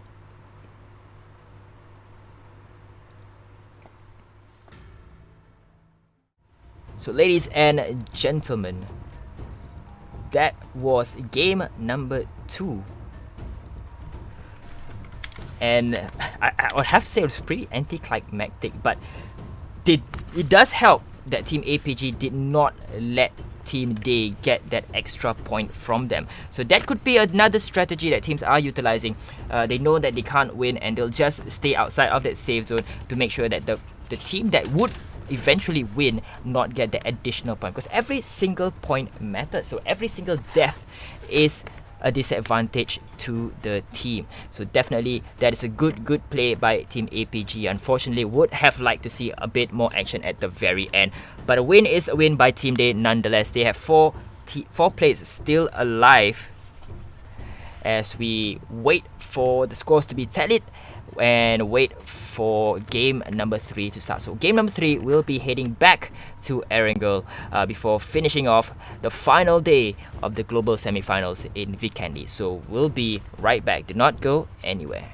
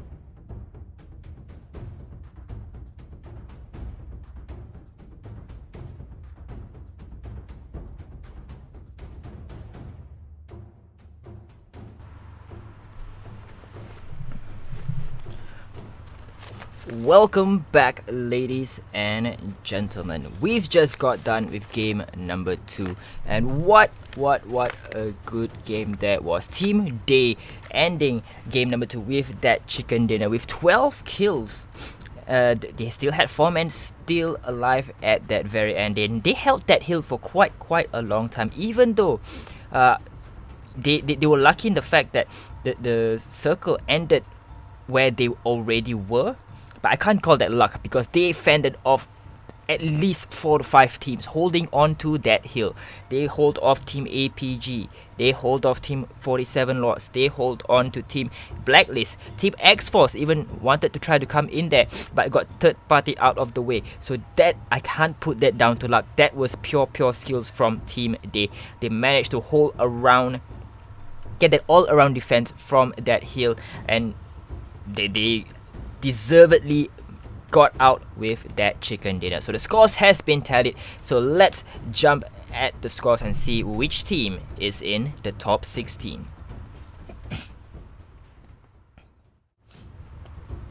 So there you have it, ladies and gentlemen. Team DEUS Esport still maintains with that 136 points in first place with 60 kills, while Team Legacy, rightfully so, they are on fire with, I believe, 62 kills and 117 points.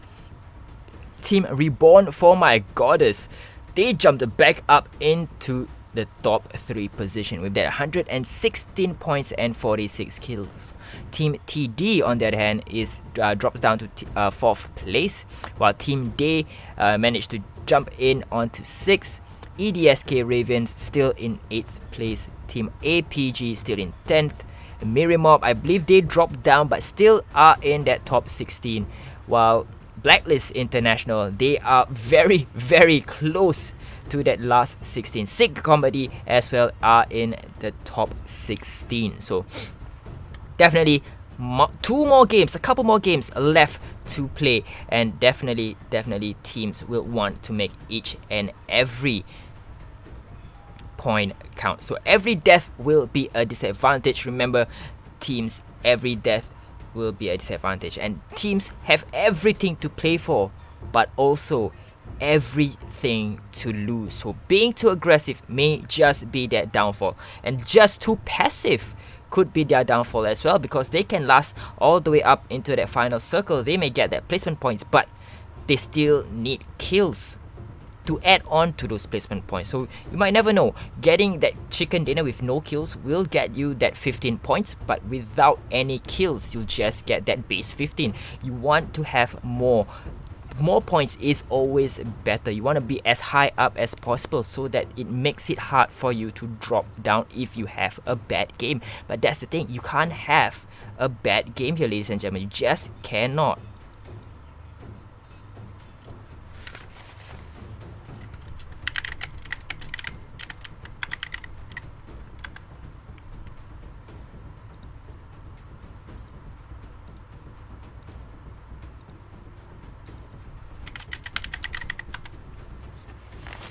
You just cannot have a bad game, because the moment you have a bad game and you're at that bottom of the 16, you really would have to wish for your other opponents to have a bad game as well.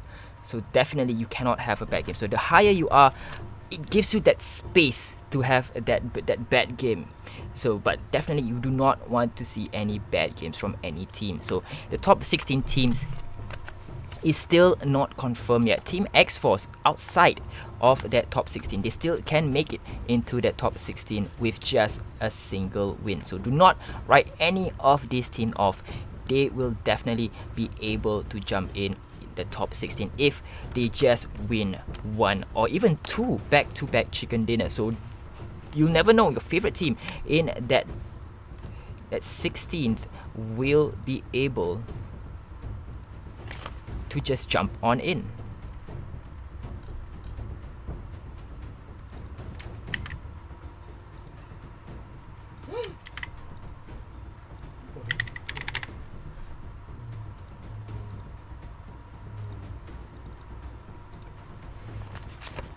So of course we will be going on to game number 3 very shortly. So those of you who just joined in the stream, welcome to the final day of the global semi-finals. We are going on to our penultimate match back in Erangel. So this will be game number 3 in Erangel. So those of you who don't know or are new to the GamelinG scene, think my voice sounds a bit strange, welcome to the stream and welcome to the Toast Talk experience. I am your caster, Toasted Bread, your caster for this evening, bringing you all the action. Those of you who just joined us, you've already missed half of the tournament. Where were you? We had a very aggressive game. Game number 1, Team DEUS dominated the game with 14 kills. They were very aggressive. Team Blacklist ended up in second place with 4 kills in game number 1, while Team Legacy ended with 13 kills. So they were very unfortunate to drop in that last few rounds. Team TD on the other hand secured themselves 10 kills. Game 2 was a bit more muted. Team Day was the only team that secured themselves double-digit kills. They ended up with 12 kills, while Team APG with 347 lords doing well for themselves in third position with 2 kills, and Blacklist International with 6 kills.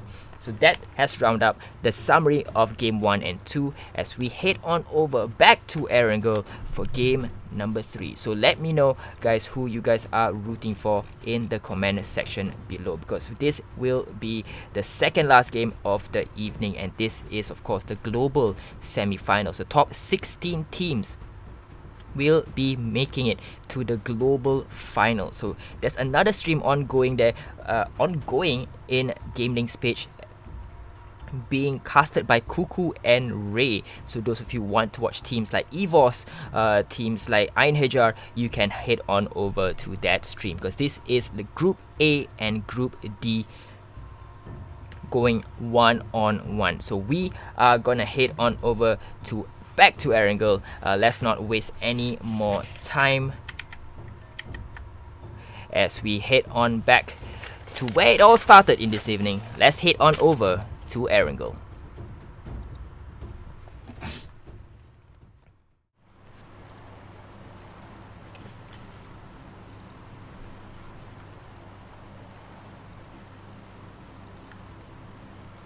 So welcome back to Erangel, ladies and gentlemen. It seems that the flight path is moving towards a southwest kind of flight path, and you see the team Miri Mob already out of the plane. So we'll see which other teams. Oh, it seems like Miri Mob trying to make it all the way to Kameshki. Seems like that is one of their favorite place in Erangel, but we still have multiple teams still trying to make their way outside of that plane. But it seems like Miri Mob could be the team that's just flying north of that flight path. The rest of the teams are flying or aiming towards the south side of that flight path, right down to that southern island. I don't believe anyone will be landing in military base, as Pollyanna seems to also be uninhabited. So again, it looks like the teams are gonna go for that southern exfil route, with only team number 12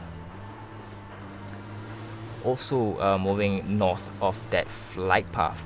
So we'll see how this will turn out for them. So every single team has much to gain but a lot to lose as well. So the zone will present various difficulties depending on where this team drops. So we're still waiting for that circle to pop here, ladies and gentlemen, as we want to know where the circle, or at least predict where the circle is gonna jump on into the team. So team majority. Oh, but Wolves already with an early knock here, ladies and gentlemen. Let's jump on into team Wolves. Wolves Smoker securing themselves that first kill. And Wolves actually only have 3 players in here, ladies and gentlemen. They are being chased by team number 2, team Wendigo, but they have team number 11, DEUS Esports, right in front of them. I don't believe they want to take a fight with DEUS Esports right now. They don't have any weapons by the looks of it, as team DEUS also probably not gonna go for this push, and it seems that Wolves are gonna go for this military camp, military base portion. So team the circle has already shown itself, and it seems that it is in a northwestern portion of Erangel. As we jump on into team number 10, ACEH BARUSA. ACEH BARUSA very close to team number 3, 47 lords. They ended up in 3rd position with 2 kills in game number 2. So will they be able to replicate their victory, or at least the top 3 position in game number 2? Only time will tell. So thank you guys for jumping in to this stream as we take a look on who will get that chicken dinner in game number 3. EDSK getting knocked onto Maya. EDSK Reviens, team number 9. We're jumping in to team number 9. Magix himself getting that finish onto team Day, but Nuzi himself gets a knock onto Rush, while Nuzi gets knocked himself by Arben. As we see team EDSK gonna go for this push onto team number 9. Team number... Oh, I see Frankie getting a shot there. Frankie gets a bit of revenge here. Oh, but Team Day goes just very exposed here as they trying to go for this push here. As Team Day, one player has been knocked down, and Logan, the only last player left for Logan. Logan has been knocked down, and Team Day has been eliminated. What a turn of events here, ladies and gentlemen. Team Day, the team that were first in game number 2, are the first to leave in game number 3. So 4 points goes to the side of EDSK Reviens for the Malaysians, for the Harimau Malaya. 4 points goes to them, but unfortunately those 4 points came at the expense of 2 of their players, Arben and Rush, sent back to the lobby with Team Day. So Team EDSK Reviens here, they'll have to adapt to their strategy of only 2 players instead of 4. We'll see if they can last up until that final circle.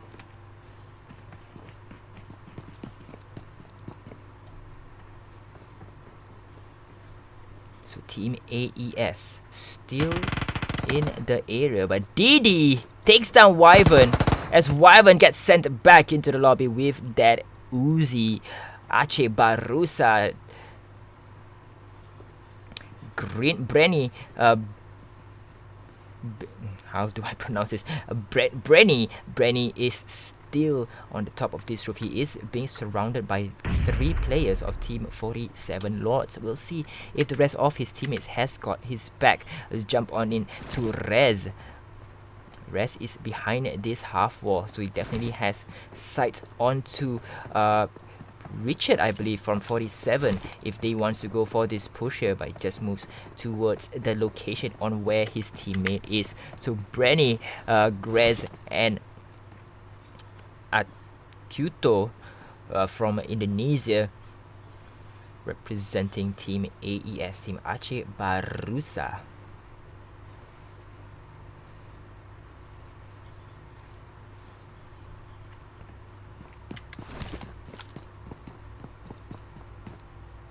Seems like it's very unlikely there will be any engagement. We do have teams not going to Rosshawk, so that's quite surprising. Rosshawk and Poliana is quite inhabited, as well as School. But Blacklist Tyra, not sure what happened there. I believe he has already been knocked.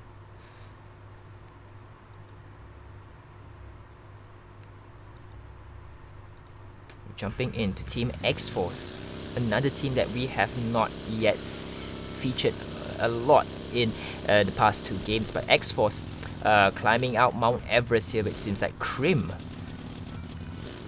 will likely be the scouter for Team X-Force, which is at the top of Mount Everest. But AES BARUSA, ACEH BARUSA getting that knocked there as Brenny tries to chuck that grenade into that house here. We'll see if he connects as team number 3. Brenny tries to go for that off-angle peek. Seems that it's very unlikely he will get that finishing shot there. Oh, but Brenny smelling blood. He will go for this flank movement here. Oh, but someone have already seen Brenny, so he'll just have to make his way at the top of this building to secure himself some high ground advantage, as team number 10 is already 1 man down, but team number 3, I believe, is still 4 men up. So, oh, but 47, Didi. Let's take a look at Akuto. Akuto unfortunately watches as Rez gets eliminated, and I believe he already knows where the opposing player is. He will go for this rush here.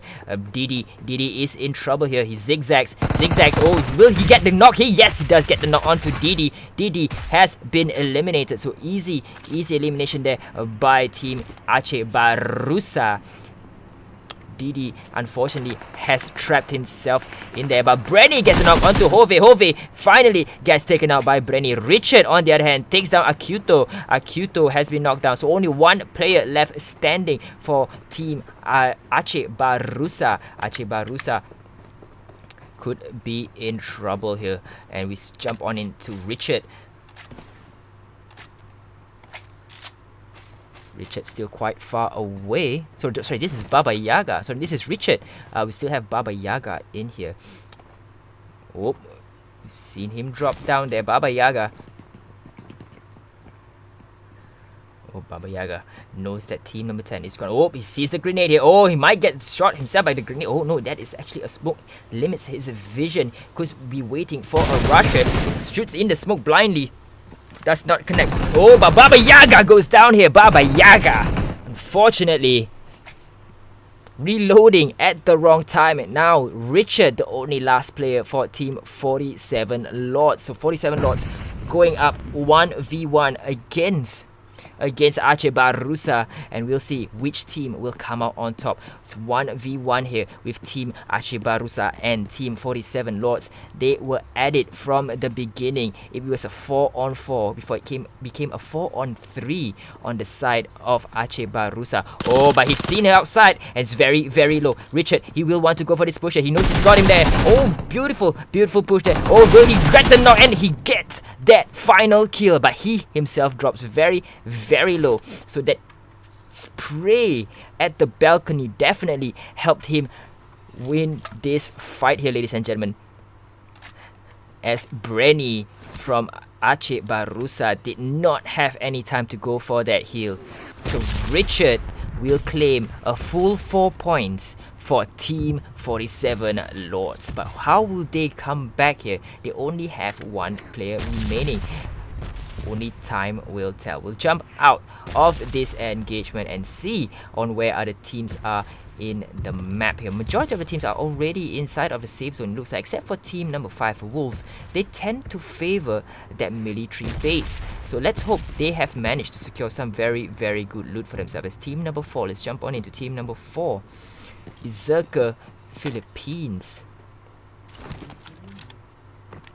Do have Skadi, Runo, QB, as well as Robty representing Berserker Philippines.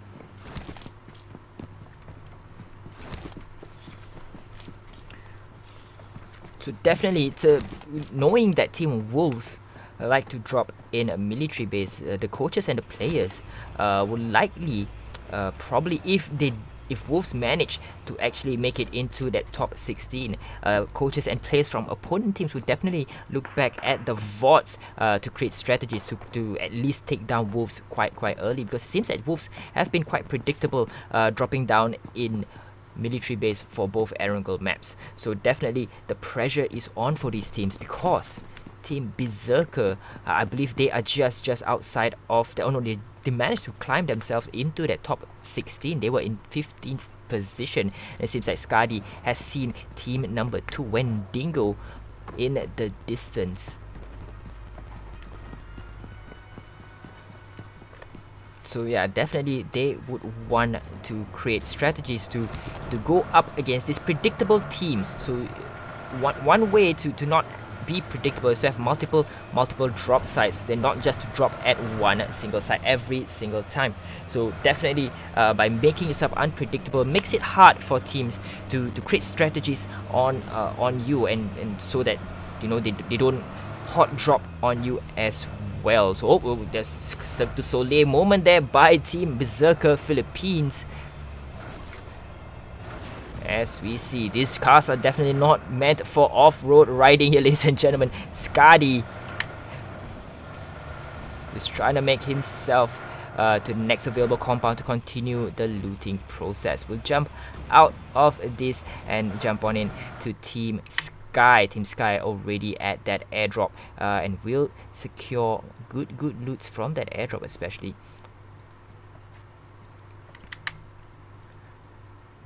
Oh, but we see Team DEUS here, always the crowd favorite. Winter goes for that spray. Winter gets the knock onto QB. QB has been sent back to the lobby as the Team Berserker Philippines is in trouble here. Winter goes for that drop shot, finally gets the knock onto Ropti as well as Skadi. Team 14 Berserker Philippines unfortunately not able to go up against the very best of Myanmar. DEUS Esports getting the better of that engagement, ladies and gentlemen. They'll get themselves 4 points easily with that rush from Team Berserker Philippines.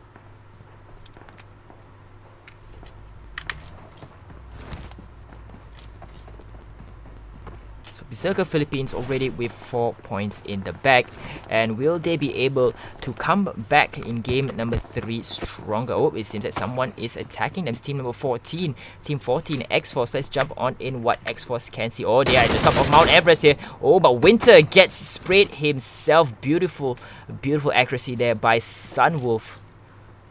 Sunwolf at the top of Mount Everest here, ladies and gentlemen, getting that spray onto Winter from DEUS Esports.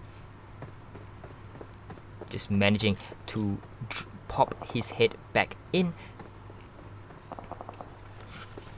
It seems that Sunwolf was playing the intel game. They'll definitely know that team number 11 was in that area playing that intel game, because intel is very strong here, and he knows that Winter has made the move towards his left side, and he'll go for that rotation, and he will definitely relay the information to his teammates, because information is very vital in games like PUBG, because you would want to know if you can go for this push or to hang back and hold on to this high ground. And definitely decision making is definitely needed. Very quick decision making is needed, because there is no point to have all the information in the world, but if the decision making is very slow. Let's take a look at the other members of Team X-Force, like Blue 33. We haven't seen much in the earlier games. I believe he has been eliminated quite early on for both games, and we'll see if he can redeem himself coming into game number 3.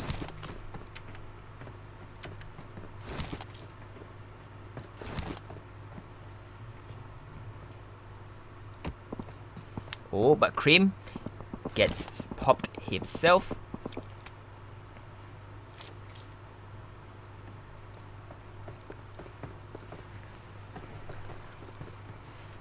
So Cream will at least know where the rest of the enemies are. So it seems like team number 14 holding on to Mount Everest here. They are in danger of that red zone though. It's just north of them is Team Miri Mob.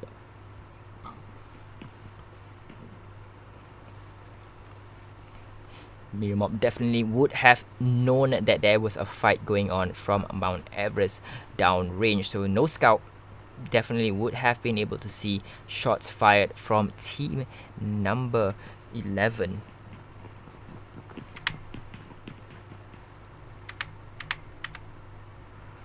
Let's jump on into see Miracle.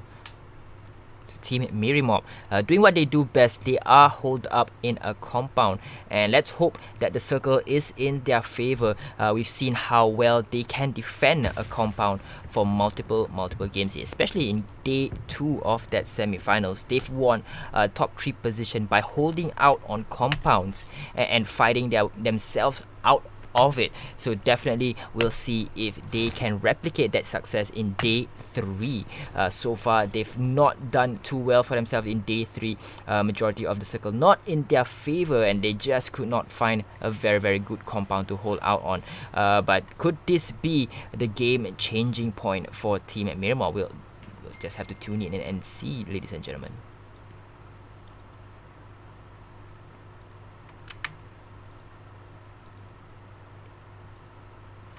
So see SIG Baron here. Oh, just missing that safe zone. So they're still looking for that first frag. But they do have a very good defensive item thus far, with SO Zip.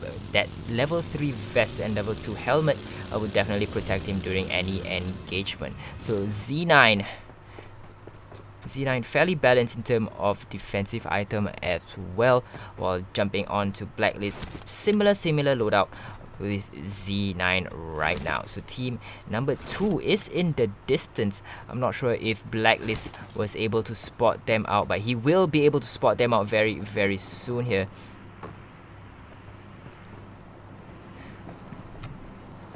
As team number 2 is just over that knoll there. As the legacy finally gets... Oh, but we have a fight here, ladies and gentlemen. We'll jump on in to see who is fighting. It's SOZ. Just go for the spray. He gets knocked himself. He just gets a few popped himself. Oh, but Z9 takes down Tan from Wendigos. Wendigos already down by 1 player. Kian from Sky gets knocked down as well. Sunwolf from Skywolf gets taken out as the Team Legacy. Let's jump in on Team Legacy. Team DEUS and Team Legacy are going at it. The top 2 teams in this lobby here, ladies and gentlemen. DEUS John Mart gets the knock on to No Scout. They are battling on top of Mount Everest here, ladies and gentlemen. We'll jump up higher to see where multiple teams are. No Scout tries to go for that pusher, gets taken out. But look where team number 14 is. No Scout gets taken out while Esports takes a knee. And team number 13 still holding on to Mount Everest here, ladies and gentlemen. It could be a Mount Everest circle, as we can only wait and see. Team number 14, Sunwolf already knocked down. And Blue 33, the only player remaining for Team X-Force. Team X-Force. This is what a turn of events here, ladies and gentlemen. Blue Wolf will have to go and run away. He cannot die here. Team X-Force is hoping that his survival will mean a very good placement. So X-Force unfortunately will have to put all their trust onto Blue Wolf now. So Blue Wolf, this is your time for redemption. You've been eliminated quite early in game number 1 and 2, and this could be your redemption. You are Team X-Force is just outside of that top 16. Oh, he just misses someone from team number 12. Unfortunately, he gets taken out. Oh, Blacklist International pops a few shots onto X-Force. Blue 33. This is your time to shine, son, and we'll see if he can make it into that final few circles, as he is being forced into this compound here, and this is the only person left for Team X-Force. But team number 16, Team TD, are in an engagement with Team APG, all the way from Cambodia. Team APG, they only have Drake outside. So Drake not making a movement here, does not want to get himself spotted out, but it could spell trouble for him because he does not have any backup. So he is kind of trapped right now. Team APG, simple. Oh, they spotted Drake. They're gonna go for this push. Drake just gonna go frontal. They're gonna go for this wraparound. And Esports takes down Team TD. Drake has been sent back into the lobby. Team TD XH2E has been eliminated. Another surprising turn of events. Team TD, they were very aggressive in game number 1. They ended up in 4th position with 10 kills, but they were not nowhere in the top 4 for game number 2, and now they've already dropped very early on in their match. So 22 minutes of gameplay already, and they have been eliminated. So they need to find themselves in the next few games. Sorry, not even the next few games. They need to find themselves in the next game. They need to re-strategize if they want to keep on to that top 16 spot. Because, like I said earlier, ladies and gentlemen, oh, it seems that Simple is getting tapped on here by Ash from Team Sky. Team Sky, they are in the distance here, but APG, look at the top of your screen here, ladies and gentlemen. They are making a way for that flanking maneuver.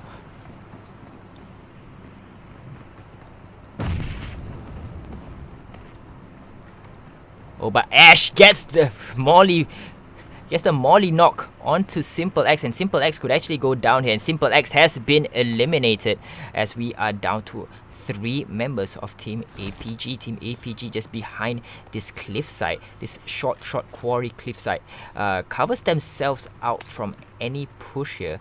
They can TPP over the top of this cliffside, but will it bear fruit? Team APG, they'll definitely know by the sounds of that vehicle that they are gonna go for this push here, as Y2E hanging back here. Oh, multiple grenades being thrown there. So Team APG and Team Sky going on battle. Oh, Baha Esports.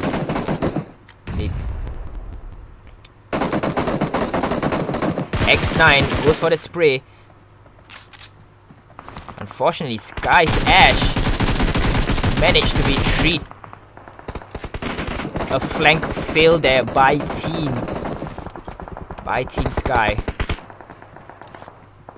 And team number 12 could be the spoilers, the third party in this engagement. They are gonna go on to team number 8. Team number Sky just spraying onto Team Blacklist International into that smoke there.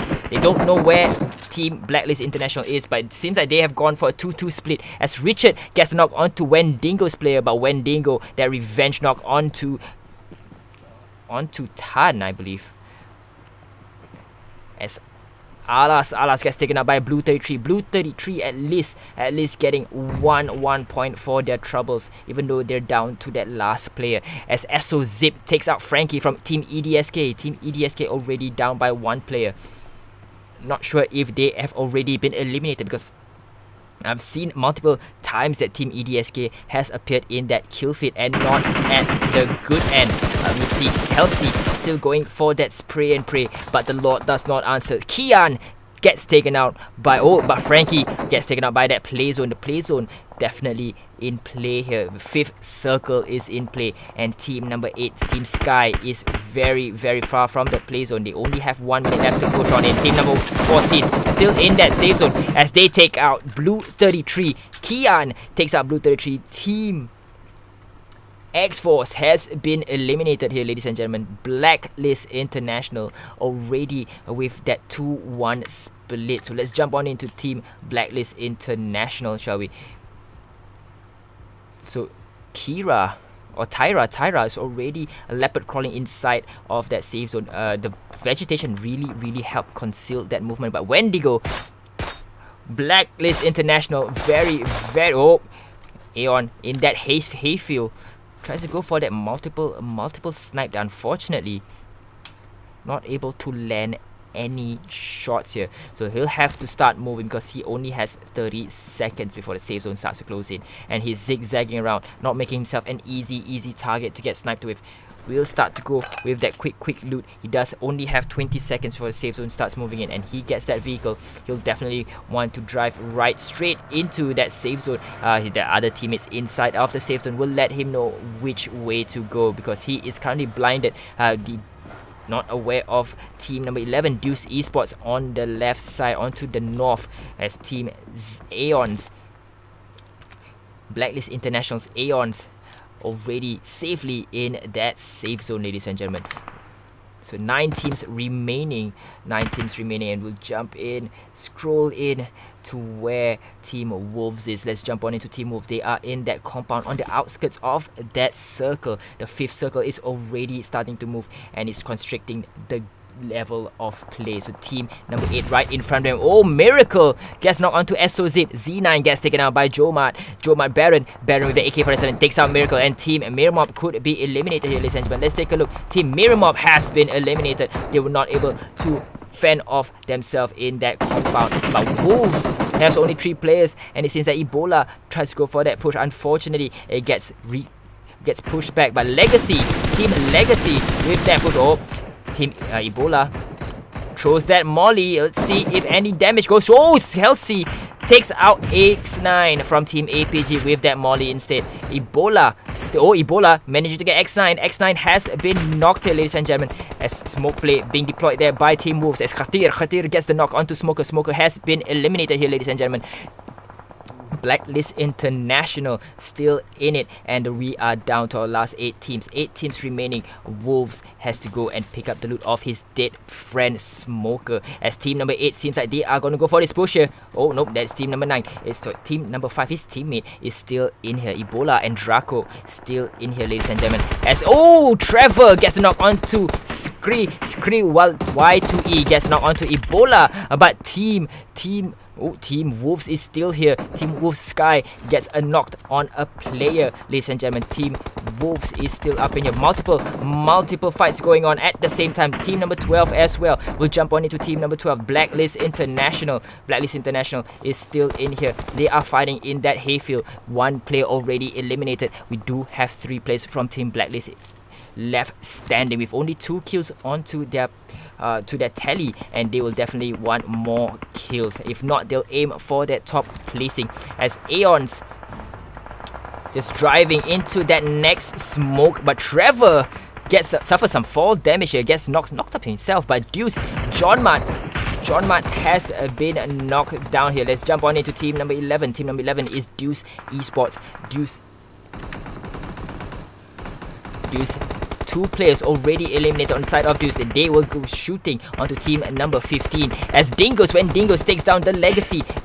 Team Legacy's 2 players has been eliminated as Real KP gets knocked down and eliminated. Winter with that jump throw of that grenade. We'll see. He's surrounded. He is surrounded at this point of time, ladies and gentlemen. Team number 15 and team number 12 right at it, and definitely the team to look out for is team number 12, Blacklist International, as well as team SIG COMedy from Thailand as well. 3 on 3, and we have only 1 player from team number 11, DEUS Esports. They're gonna trade up items here. Tyra could be wanting to survive here, it seems like, but see multiple items being handed over here. We'll see if it works out for Team Blacklist. Team Blacklist top 3 now, and Aeon's still behind his hard cover. He will try to make use of that hard cover. If not, he'll move on to that next circle. He is still outside of that safe zone, and he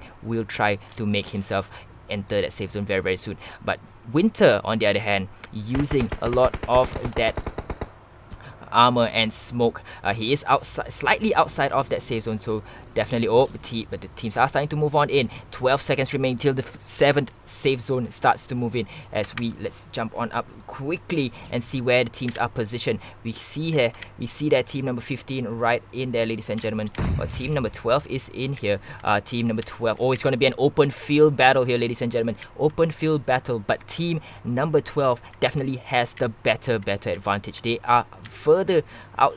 Let's see where the safe zone stops here, ladies and gentlemen. We'll see if team number 12 is indeed the team that has the better advantage, but definitely I don't think they do have the better advantage, it seems like, because they are very out in the open. But the thing with being out in the open is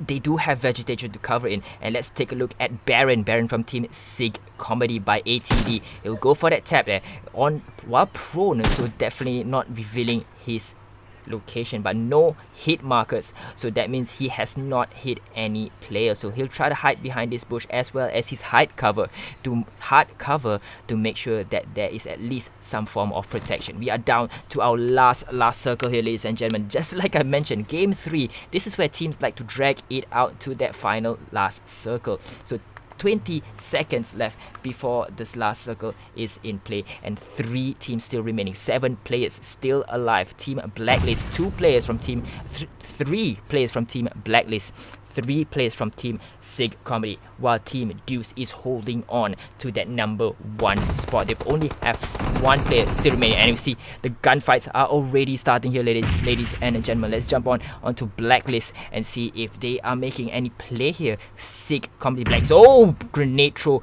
being played there by Tyra, and oh, there's another grenade throw, and Blacklist gets taken down, and very pinpoint accuracy grenade throw, and is there raining grenades at. It's no more a hayfield. It seems like it's a grenade field for team SIG COMedy. Blacklist running around between that three haystacks. Oh, Baron with that 1 tap onto Winter. Winter has been eliminated. DEUS has been sent back into the lobby. So it's 3 on 2 right now, ladies and gentlemen. It's still 3 on 3, but already Blacklist has been knocked down as they are gonna go for this tap here. Baron, Payzone has taken down Aeons, and Blacklist only has. It's a 2 on 2, it seems like. So Blacklist already have 1 player down. I'm not sure who got that final kill, but let's take a look at the results. Team SIG COMedy by ATD claims that chicken dinner with an amazing 10 kills. Team SIG COMedy finishing off game 3 with 10 kills. Team Blacklist, on the other hand, finishes off with 3 kills, while Team DEUS comes out with 5. 4th place in the meantime goes to WENDIGO with 3 kills as well. So Wolves, on the other hand, only managing 5 kills, but that's an impressive 5 kills considering that they came in with only 3 players. So it seems like game number 3 was quite even in terms of kills. So team number 6, Sky, managing to at least get 7 kills before dying in 6th place, while 7th place, the Legacy, Team Legacy, claims 5 points. So looking down at the list, Team 11, ESDK, only getting that 4 points, while Team 47 Lords did fairly good for themselves with another 4 kills. So looking down, further down, we've only got Team AES, Team ACEH BARUSA with 3 kills, and Team Day eliminated in the early rounds with only 2.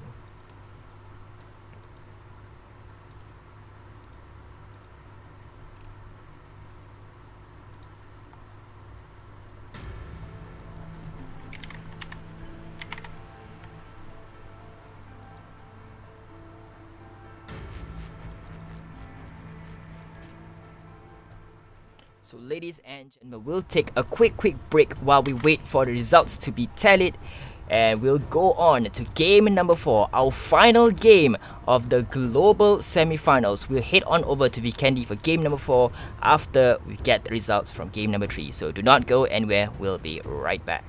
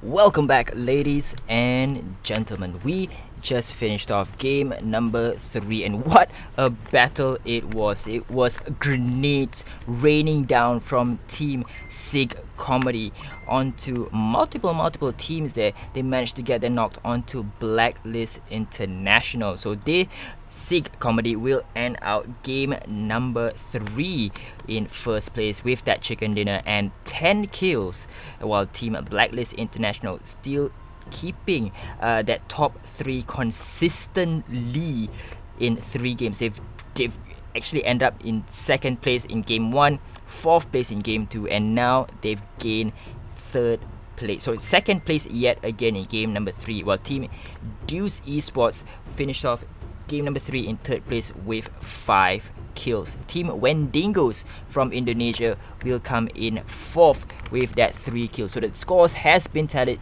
We'll jump out of this screen. Basically, we'll jump on into Vikendi very soon as we check on the results.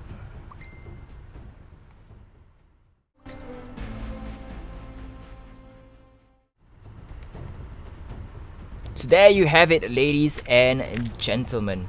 The scores has been tallied.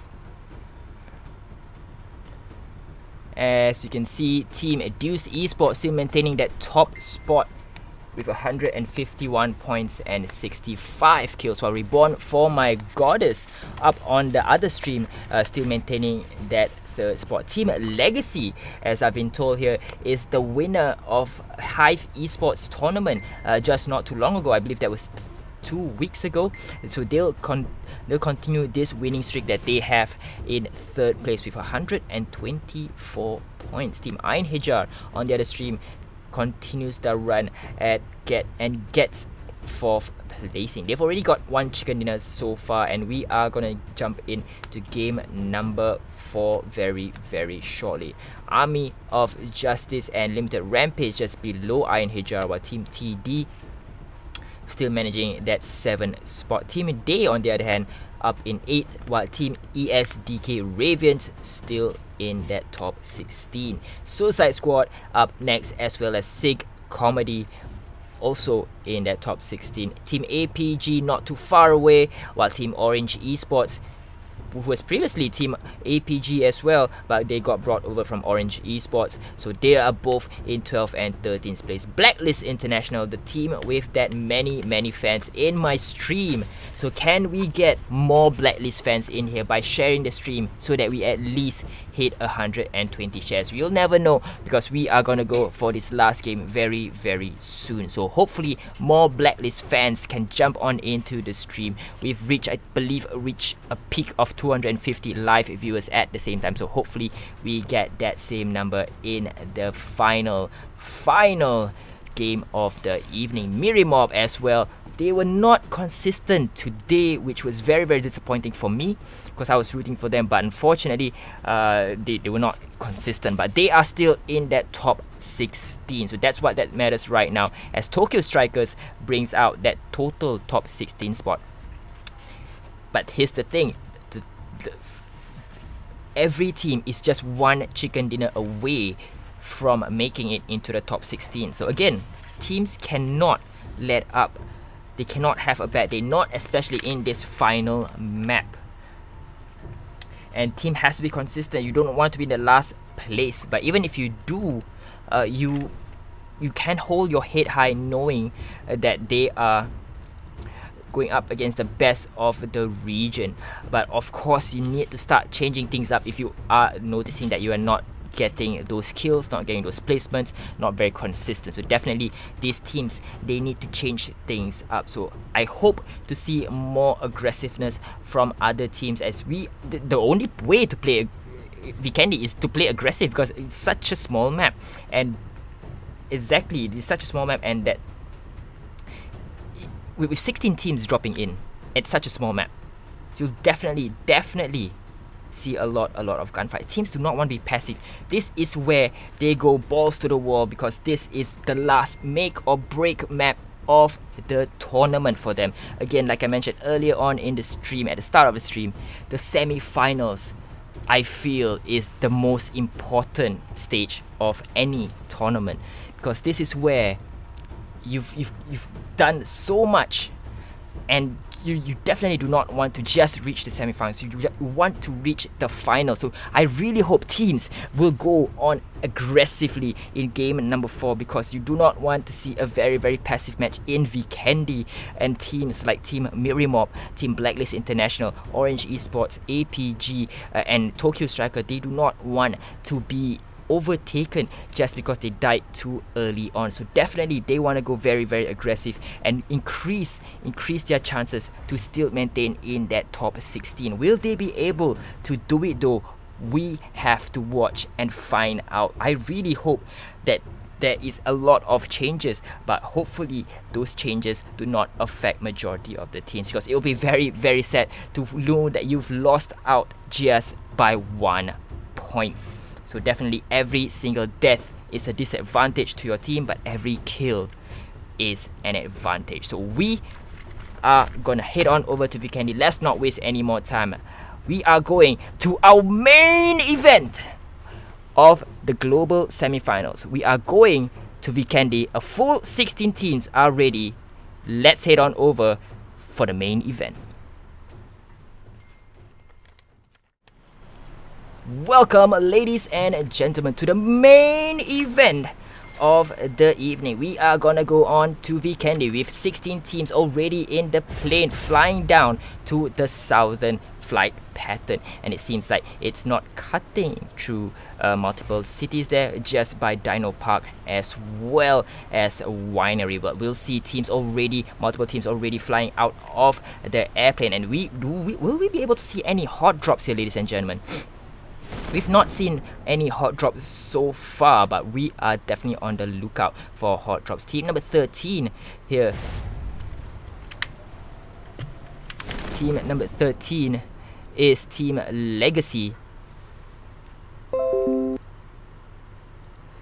Let's try to see if they can do anything about it. But team number 7, Day from Thailand, is just right in front of them. Multiple teams, 3 teams already in the area here, ladies and gentlemen. We'll see if there is going to be any more engagement. This is the main event. Welcome to Coronation Season 2 Global Semi-Finals. This is the last game of the semi-finals. Let's go, let's get hyped, and let's see teams go all on out. Pika finally taking out Nuzi from Team Day. Team Day has already dropped 1 player. Nuzi only managing to survive 1.5 minutes inside of Vikendi, ladies and gentlemen, as we are going into this battle with 3 players from Team Day, as Abzi, currently I believe they are quite close to team number 8. He does have that assault rifle onto him.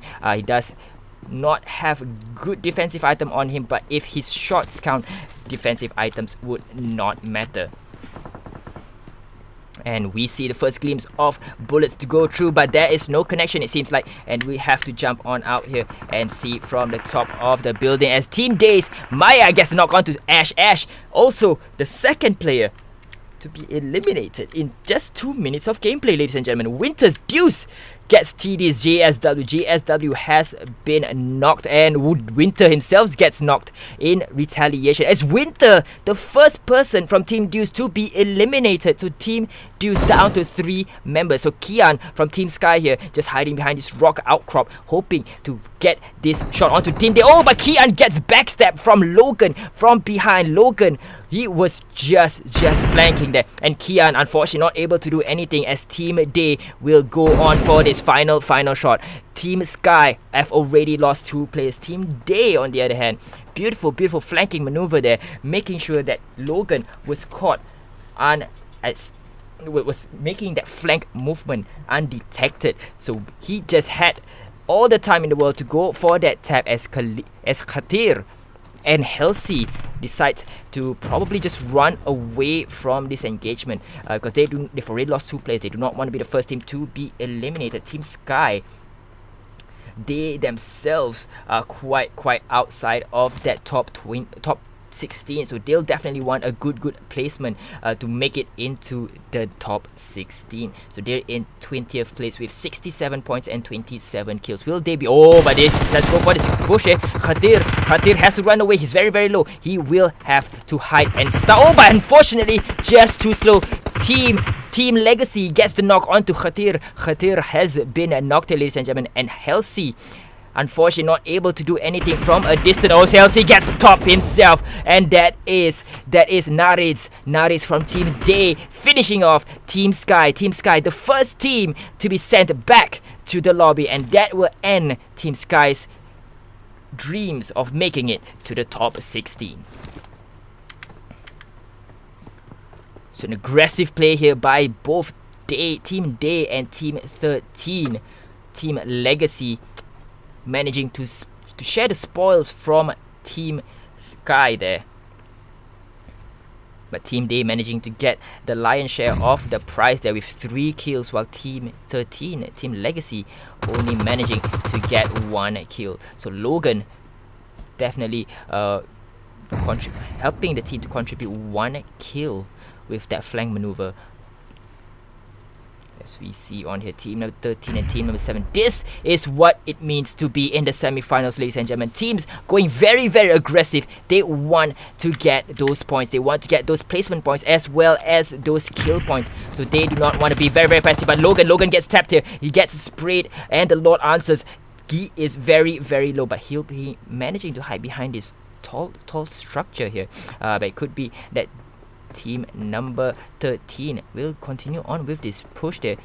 Boon Gods, I think Boon Gods is quite nearby here. Let's see if he will go for this push. He'll definitely hear any footsteps going for this push here, so Logan will make sure to get his gun out. But Pika is also making this move on top. Oh, but SIG Exozip gets a knockdown onto Scout. No Scout has been eliminated from Miri Mob. Miri Mob down to 3 players only. So very, very aggressive here. We'll jump out of this engagement to see Team Miri Mob could be in trouble here. Team number 15, SIG COMedy. They do have the Miracle just right in front of them. It seems like Baron trying to prep up that grenade, chucks it in the direction of Miracle gets knocked by that MP5, and Miracle, the second player from Team Miri Mob, to be eliminated. So SIG COMedy not fooling around here, getting that second elimination. 2 points for Team SIG COMedy, and we'll see where they are going for that 3rd kill. They know they've only eliminated 2 players from Miri Mob, and don't believe the rest of Miri Mob is in the area here, ladies and gentlemen.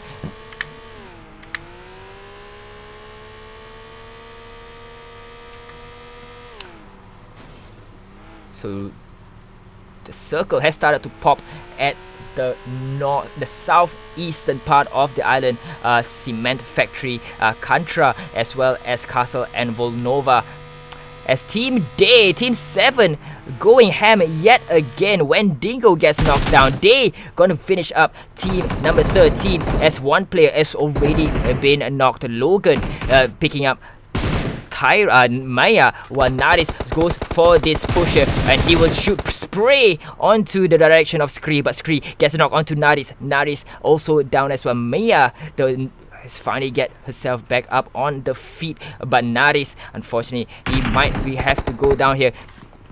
Mia back to 100, but Logan tries to go for this push. He's very, very aggressive here by Team Day. Team Day will want to not lose Naris here. They do not want to lose another player very, very early on in this early phase, as Team Day will start to continue to push it. But Pika gets to knock onto Logan, and Mia the only person left for Team Logan, and Team Day has been eliminated courtesy of Team Legacy, who just won the Hive Esports tournament 2 weeks ago. They are on a roll. They are riding on that high. They are currently in 3rd placing there, ladies and gentlemen. 3rd placing in the overall standing. So they do not want to slip up. Team Berserker, it seems like Team Berserker, team number 4, Berserker, they are at Cement Factory. Bruno, they've already gotten 1 kill. Bruno, courtesy of that kill, they are going to go on to this push with team number 5 in the area. Team number 5 is Team Wolves from Mongolia, and looking at that scout there, he will go for that spray, and he does not connect to anyone, unfortunately.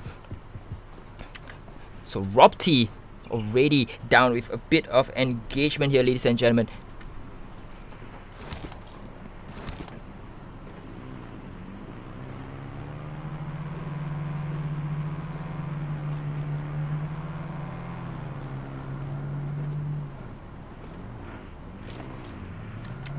As Bruno still stuck in Cement Factory.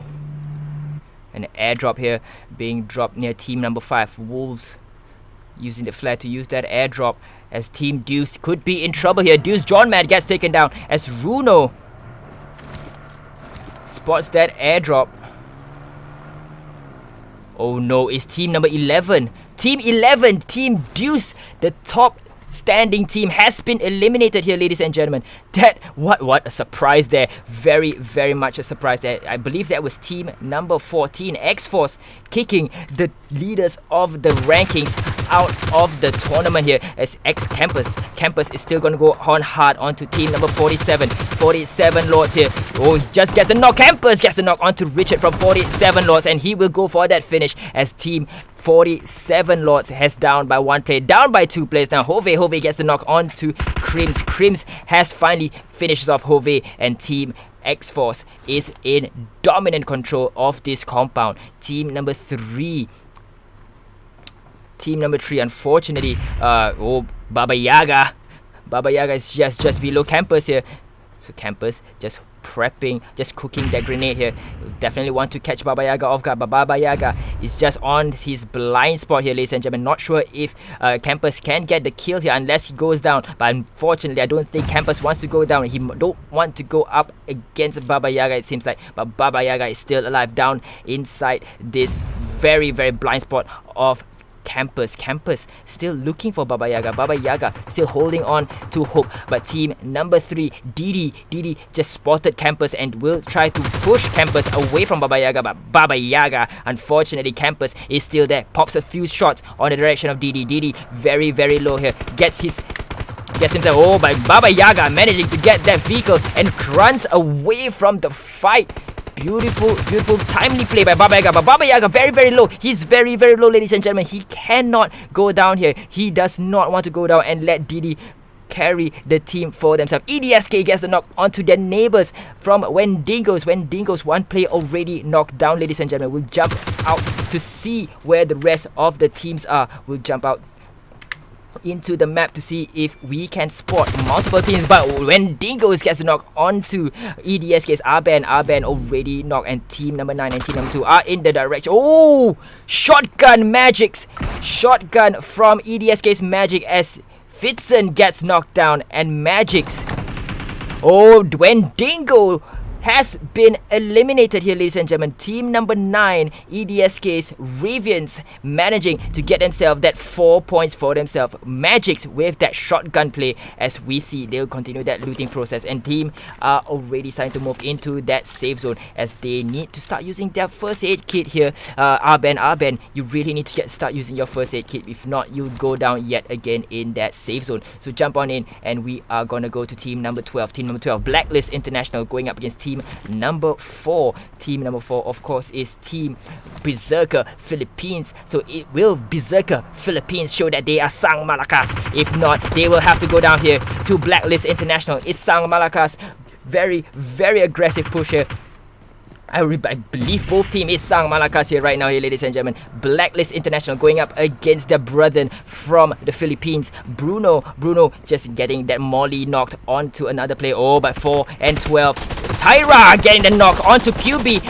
Says Tyra on the 4-man rampage here. Tyra getting the knock. Oh, team number 4 has been eliminated, and Blacklist International just showing who is Sang Malakas for team Berserker Philippines. So Blacklist International definitely gains the upper hand. So 4 points to team Blacklist International. Fast and furious action going in Vikendi here, ladies and gentlemen. We're jumping in to see team 47 Lords, and Baba Yaga already back up to 100% health, as well as Didi. So they are being trapped here by team, I believe team number 14, X-Force holding their point and making sure that they do not let team 47 move here. I'm not sure what Baba Yaga is doing right now, but it seems like he is contemplating on what to do next, because he's currently trapped near the coastline. But let's take a look at Didi. Where is Didi? Didi seems to be inside a compound here, but I'm not sure if he managed to be able to see any or provide any intel for Baba Yaga though. So unfortunately, they could be trapped here for a while team number 6 APG, Team APG with 3 kills already, they could be going up against team number 10, ACEH BARUSA. So ACEH BARUSA is still in here, ladies and gentlemen. That is very, very surprising. Not because they could not maintain their survival, but it is surprised where they are positioned right now. They have the upper hand, and we'll see if this upper hand will pay dividend for team ACEH BARUSA, as team number 14 will look to be the third party engagement here, as they are going up against team APG. Team APG, Angkor, Pubg, Esports. They are coming from Cambodia, as we see Y2E brings his car back inside, as team ACEH BARUSA gets the knock onto X9. X9 will definitely go for this revive. He'll definitely need the revive, but ACEH BARUSA on the compound opposite of where team APG is. But team APG currently being trapped between 2 places, between a rock and a hard place. So let's see if team number 14, Team X-Force, can do anything about this.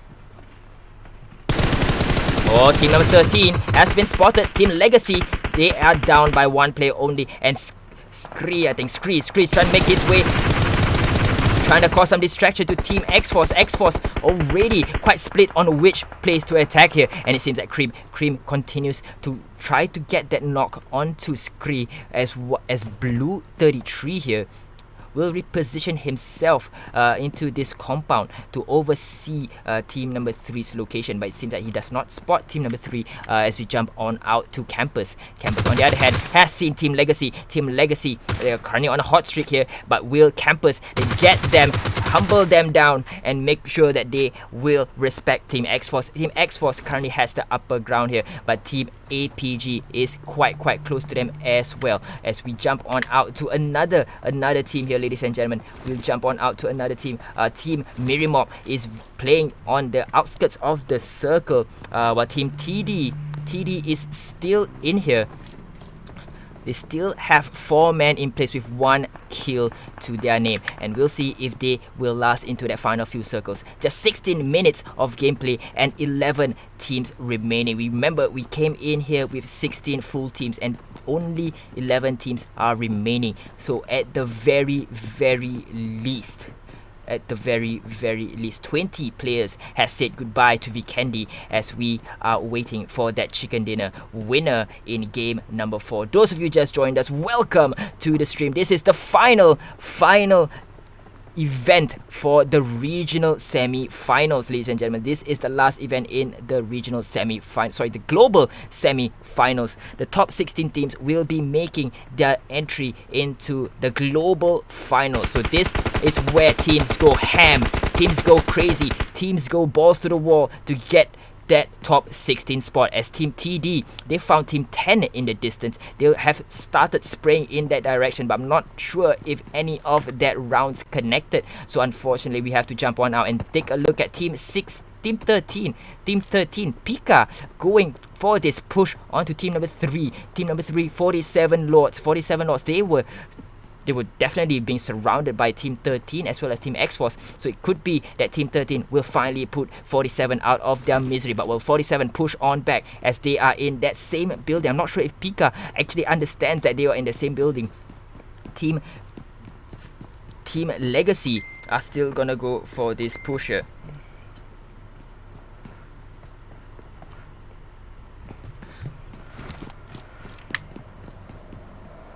Oh, I'm not sure if Pika actually knows where the rest of Team 47 is. But Team 47 is very patient, not making any sudden movement, not making any footsteps to actually reveal themselves here. It could be a very good play for 47, and it seems like Team Legacy may actually want to start runaway. This could be a very opportune moment for Team 47 to actually down this car though, because there are 3 members of Team Legacy inside here. So taking out the car would totally eliminate Team Legacy out, but Team 47 decides to go very passive here. They want to only care about their placement points. They've gotten their kills. They are happy with their kills. They do not want to continue pushing. So that's fair play to them though, but definitely if they had gotten that kill onto team the Legacy will definitely boost their confidence. Let's jump on into this airdrop, see which of the teams are quite near. Team number 12 is near to the airdrop, while team Blacklist is near to this, as we are closing in to the last few circles here, ladies and gentlemen. EDSK as well as Miri Mob still playing outside of that circle, it seems like, on the northern part of the map, while team ACEH BARUSA just making themselves into that safe zone very soon. Team TD on the other hand will probably be contesting this entry with team number 6, team APG, but they will be most likely meeting team number 3 right in there, ladies and gentlemen. We'll jump it up into team X-Force. Team X-Force, they currently are still trapped in this compound here, so they are safely in that safe zone near Hot Springs, and they will try to make use of this position as much as possible.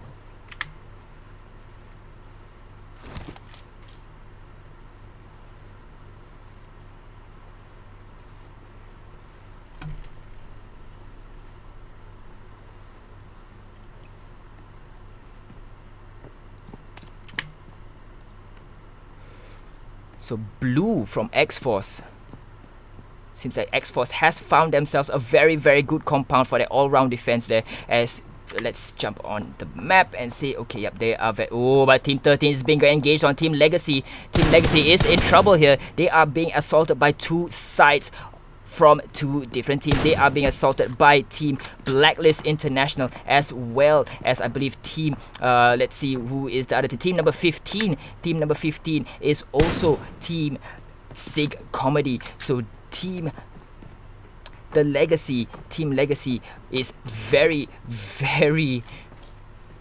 hard pressed to find proper cover here. It's team number 14. Oh, team number 14 could be in the distance as well. Team number 15 is currently having their sights on to team number 13. So 13, oh, he goes going for the spray. He spots team number 12 just peeking over their half wall as team number 13, Legacy, Bune Vigod, tries to go for that spray there. Tries to go for a few pops there onto Tyra from team Blacklist International.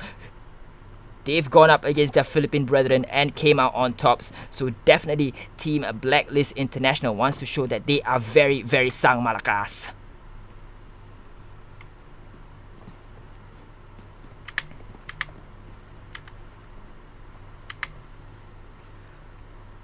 Oh, but Circle favoring them just a little bit. Always jumping into team number 14. Team number 14, they do have an engagement coming right up against team number 10, ACEH BARUSA. Team ACEH BARUSA. Oh, grenade thrown there, hitting Akuta from team ACEH BARUSA. Sunwolf just timing it perfectly, and could it be another grenade? Damage gets the knock onto Wyvern from team ACEH BARUSA. ACEH BARUSA only down by one player, and the rest of this team are starting to swarm like bees. Blue 33 starting to move on to that location as Sunwolf tries to go for this pusher. Campus X as well, as they are already reaching the half wall, as Camper X unfortunately not seeing Sunwolf just jumping up with that grenade damage there by team ACEH BARUSA. A return damage there by team ACEH BARUSA. Oh, ACEH BARUSA very close, and they are gonna go for this pusher. They are already flanking around, and they just need to come into this half wall, and they'll see that they are gonna go for the revive. Oh, managing to get that quick shot and gets the knockdown, and Campus himself gets knocked down as Rez gets knocked down. Camper could be eliminated here. X-Force Blue 33, it gets taken down as well, ladies and gentlemen. Sunwolf and Crims, the only two players still standing for team X-Force. X-Force really needs to time their push correctly. I believe the rotation was not communicated properly, and team X-Force has already lost two players. They had the upper hand against team number 10. Team number 10 was ACEH BARUSA, but ACEH BARUSA making sure that, oh, Baba Yaga gets taken out by team TD. Team TD takes out Baba Yaga, as well as, oh no, team 47 has been eliminated courtesy of that grenade by team TD. 6Z9 takes out another player. EDSK's Magic gets taken out by the by team 13, as we are looking at team number 13 here, ladies and gentlemen. Let's look at Blacklist International now. Blacklist International going up against team number 13. Team number 12, Blacklist International, going up against Team X-Force. Team X-Force here, they are going to go on the half wall, but they've spot Team Miri Mob. Miri Mob in the distance here. Miri Mob's Crywolf gets taken out, and it could be that Team Miri Mob has been eliminated. Let's take a look if where Team Miri Mob is. Team Miri Mob has been eliminated, as well as Team WENDIGO here, ladies and gentlemen. Tyra shooting at the distance here. He spots team number 9 in that distance. Team number 9 is ESDK Reviens from Malaysia. Pops a few shots, gets the knock onto Arben. Arben has been knocked down, and unfortunately they are inside of that zone here, ladies and gentlemen. Not sure if they will manage to get that revive here, as they will have to sacrifice Arben. And team number 9, ASK Reviens, unfortunately will have the knock onto Arben. Arben from a distance gets sniped out by Tyra and Sunwolf from X-Force will jump back to X-Force here, ladies and gentlemen. X-Force still in it, while Team TD will likely be the third party in this engagement. Team TD has already one player knocked down. It's Dread. Dread is still trying to go for this pusher, tries to make sure that nobody else is coming into that area, as Brenny gets knocked down by Team TD. TD gets the knock onto Acuto, and Brenny dies to TD. X-Force Sunwolf finally takes down Wyvern, and Team AES, Team Aceh Barusa could have very well be eliminated here, ladies and gentlemen. Team APG is in the distance as well. Team 16 as well as Team 14 are in that area. It could be no rest for the wicked, because Team 16 and Team 15 will have to continue going on to battle here, as Team Drake, and that's on one Dread, they are shooting everywhere inside that small compound, because there is no way that he can leave that compound alive. But Team TD, 2 players already being knocked. Team 14, will he make that knock? Unfortunately not able to make that knock to kill off Team TD, and Team TD is still alive, ladies and gentlemen. He will try to go for that spray. He's very low. Drake is very low. He's just gonna go for the random shot, and unfortunately Team TD will go down here. Team X-Force lives for another day, and we'll jump on in to team number 5. Wolves already inside of that safe zone here, ladies and gentlemen. Blacklist International gets knocked onto SIG COMedy, while Tyra gets knocked onto Team The Legacy Wolf Smoker finally goes down, and Ebola, the only last player for Team Wolves. Ebola, unfortunately, very far. We won't get that revive onto Smoker. Smoker still very much alive here, but he's just crawling every single way. Wolves, unfortunately, will not be able to go for that revive, as we jump on into Team TD. So Team The Legacy. The Legacy only has 3 players remaining. SIG Exozip finally puts out Wolves from their misery. 6 players left. Sorry, 6 teams left, and 17 teams remaining here, ladies and gentlemen. This is the final game for the region, for the global semi-finals, and we'll see if who will come out on top. Top 16 teams up for grabs, and will Team The Legacy keep their third spot? And we are still looking at team number 13 and team number 12, Blacklist International. They are currently in 14th place. Will they be able to keep that? Oh, look at that circle, ladies and gentlemen. Team number 13, perfect place for where they are right now. Team number 6, APG. Team APG, Angkor Pubg Esports, they are currently sitting down in 12th position, ladies and gentlemen. 5 teams remaining. Team number 15 is SIG COMedy. Let's jump on in to see where they are. Team SIG COMedy is currently sitting in 11th place. But just remember, ladies and gentlemen, they are not just fighting against Team A or Team D here. They are also fighting against Team B and C as well. So they definitely do not want to lose out. They could win here, but also ultimately lose to the other stream. The other stream also, the scores are being updated as we speak as well. So definitely they do not want to lose out to that other stream. So ladies and gentlemen, it's not a battle between just A and D, but it's a battle between A, B, C, and D. So the more kills you get, the more definitely the more points you will earn. And Team APG currently engaging onto Team The Legacy. Team Legacy. Oh, but Pika gets knocked down by that peek from Tyra from Blacklist. Get that peek onto Pika. Let's jump on into Team X-Force. Let's see X-Force where they are. They are still outside of the safe zone here, ladies and gentlemen. X-Force. Team X-Force, they are the team with the most to gain. They are currently sitting in 19th position, as we see Sunwolf trying to go on to that push. Sunwolf trying to make sure that he is inside of the safe zone, but gets taken out. Sunwolf will now put all hopes and dreams onto Cream. Cream, they are at 19th position, ladies and gentlemen. 19th position. They are 3 spots away from that top 16. Will they be able to last the whole way? We'll have to jump out and see, and we are gonna jump in on team number 16. Let's jump on into team number 6. We have not seen team APG for thus far. Team APG still has 4 players remaining. Anha Esports gets knocked down, just as I said, as team Legacy Scry gets the knock onto Ha. Ha has been knocked down, and only APG will they go for this revive, though they definitely would want to try go for that revive. Y2E will pop that smoke and try. Oh, but X9 gets taken out as well. Y2E will now need to go for a double revive if they want to continue onto this push. Y2E, he is very healthy in terms of health, but he might go down low if he stays into that safe zone. But safe zone starting to move. It is open. It's no man's land, everyone. It's gonna be an open fight, no cover, and they'll just have to fight it out. Positioning, gun skills, as well as luck plays a bit here, as we see into Tyra, Blacklist Tyra.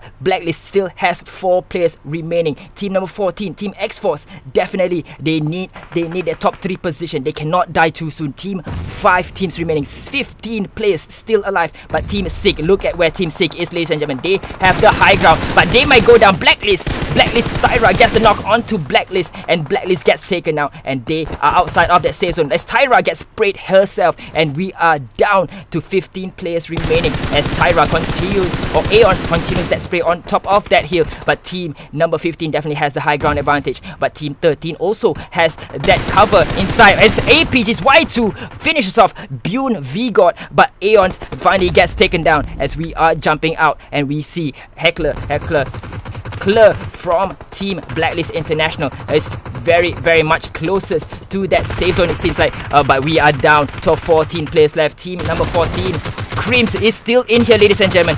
Creams is still here from Team X-Force as Claire gets the knock onto SOZip, and Pika finally gets taken out. Team number 15 has been, who has been eliminated here, ladies and gentlemen. We are down to our last 4 teams. 4 teams remaining, 9 players still alive, and it could be Baron. Baron is still up in here. We'll see Claire. Oh, 1 player has already been knocked down by Y2. Tyra gets finished off, and Team APG fighting out with Team number 12, Blacklist International, and Heckler gets taken out. Oh no, he's still not out. He just throws that grenade, gets taken out himself. Team Blacklist has been eliminated as we see Simple X trying to push on to Blacklist, the only player from Team SIG COMedy still left in standing inside of that smoke. The smoke fades away, but Simple has his sights onto Blacklist, and Team number 14, Cream from X-Force, is still outside of the safe zone here, ladies and gentlemen. Will he last that long time? He'll hopefully get Blacklist from SIG out. He needs that top 2 spot if he wants to get into that top 16. The top 16 really matters.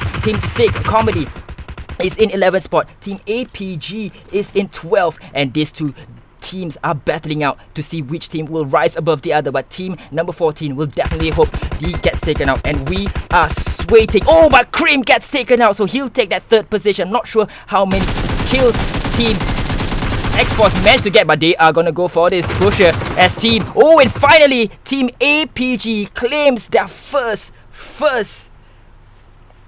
chicken dinner of day 3. So they'll end up with chicken dinners of day 3 with a 9-point kill, while Team SIG gets that 7, and Team X-Force with 8 kills in 3rd position. Will this be enough for Team X-Force to bring it to that top 16? Only time will tell, because Team Blacklist, they are currently in 4th position with 10 points. Ladies and gentlemen, I do not know how to tell you how much I'm sweating right now. Team Legacy with that 6 kills coming in 5th place, while Team Wolves with no kills. And just looking down at the leaderboard here, we have Team EDSK with 5, while Team TD with 6. And look, I don't believe there is any other teams with any much kills. Team Day was securing 4 kills, but they have been knocked out in the 2nd spot. So Team Day, they're currently in 8th spot. So let's see if that will change their ranking. Ladies and gentlemen, what an end to the final game. I believe the other stream has finished their games, but what an end to the final game of the global semi-final match. And I am very excited to see what we have for the results. So do not go anywhere. I'm very excited to show you the results. Do not go anywhere. We'll be right back.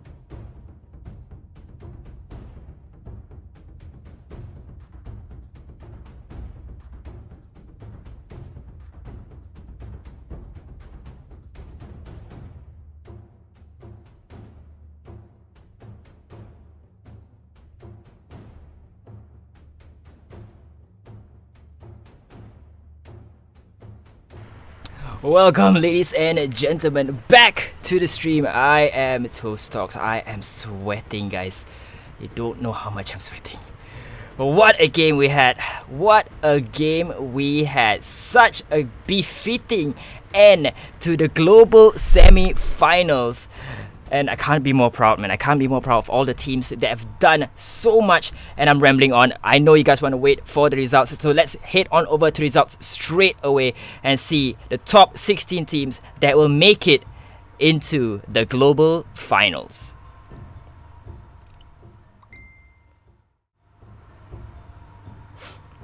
There you have it, ladies and gentlemen. Team X-Force just managing to break through that top 16 teams. So Team X-Force, definitely, that player's hand was definitely shaking, ladies and gentlemen. Let me tell you, the team owe it to that player in that last circle. He had 30 medkits or bandages to last him. Wow. Really amazing run by Team X-Force. Team Tokyo Striker will take 15th position, while Team Suicide Squad with 14th. Orange Esports just breaking that 100 point mark, while Team ESDK will be one of the two Harimau Malayas in that top 16 finals. Our Blacklist International maintains the 11th spot with 108 points and 42 kills. 10th position moving up is Team Day from Thailand with 110 points and 55 kills. Team Army of Justice did not secure any chicken dinner in day 3, but they still maintain that number 9 spot. Team SIG Comedy, on the other hand, will jump up into 8th position with 130 points and 47 kills. Team TD, all the way from Pakistan, the sole Pakistani team to represent that region, will come in 7th place. Angkor Pubg Esports, Team APG, with that last kill, getting that 48 kills and 118 points. A limited rampage will be the other Malaysian team representing the region 1 with 5th place and 124 points. Team Legacy, the winners of the Hive Esports tournament 2 weeks ago, maintained their hot streak with a 4th place finish in the global semi-finals. Team Iron Hijar, with that last chicken dinner, shoots up into 3rd position with 141 points. Reborn for My Goddess finishes off the tournament with finishes off the semi-finals with 143 points, while Team DEUS Esport, you cannot deny them this accolade, because I believe they have been consistently been aggressive for all 4 maps. They'll take the top spot with 151 points, breaking their 150 points ceiling with 65 kills. So there you have it, ladies and gentlemen, the top 16 teams for you heading on to that global finals happening on the 30th of November and 1st of December. Of course, congratulations to the top 16 teams, but do not hang your head lows for the rest of the teams, because you guys are still champions of your region. So thank you very much to Miri Mob, Triple V Esports, Wendigo, Side School, Wolfpack 2, Team Sky, The Victory, Berserker Philippines, Max D, Morph Team, Grim Reaper X, Extra Esports, EVOS VIP, ACEH BARUSA, 47 Lords, and Born to Clutch. Without you guys, there would be no tournament. So thank you very much for participating, and we'll definitely want to see you guys in season 3 of the Coronation. So there you have it, ladies and gentlemen, your top 16 teams ready for that battle coming up on the 30th of November. So there you have it. I will probably need to take a quick drink because I am sweating, and what a way to end the global semi-finals. I've never seen a much more interesting or much more exciting final match like that. So hopefully we'll see much more in the coming days, especially during the final. So this is your caster, Toasted Bread, signing off. Thank you for your likes, for your shares, for your comments, and definitely for your company. I appreciate all your kind words, and this is me signing out, giving you a little kiss, saying goodbye and good night. Catch you guys on the 30th of November.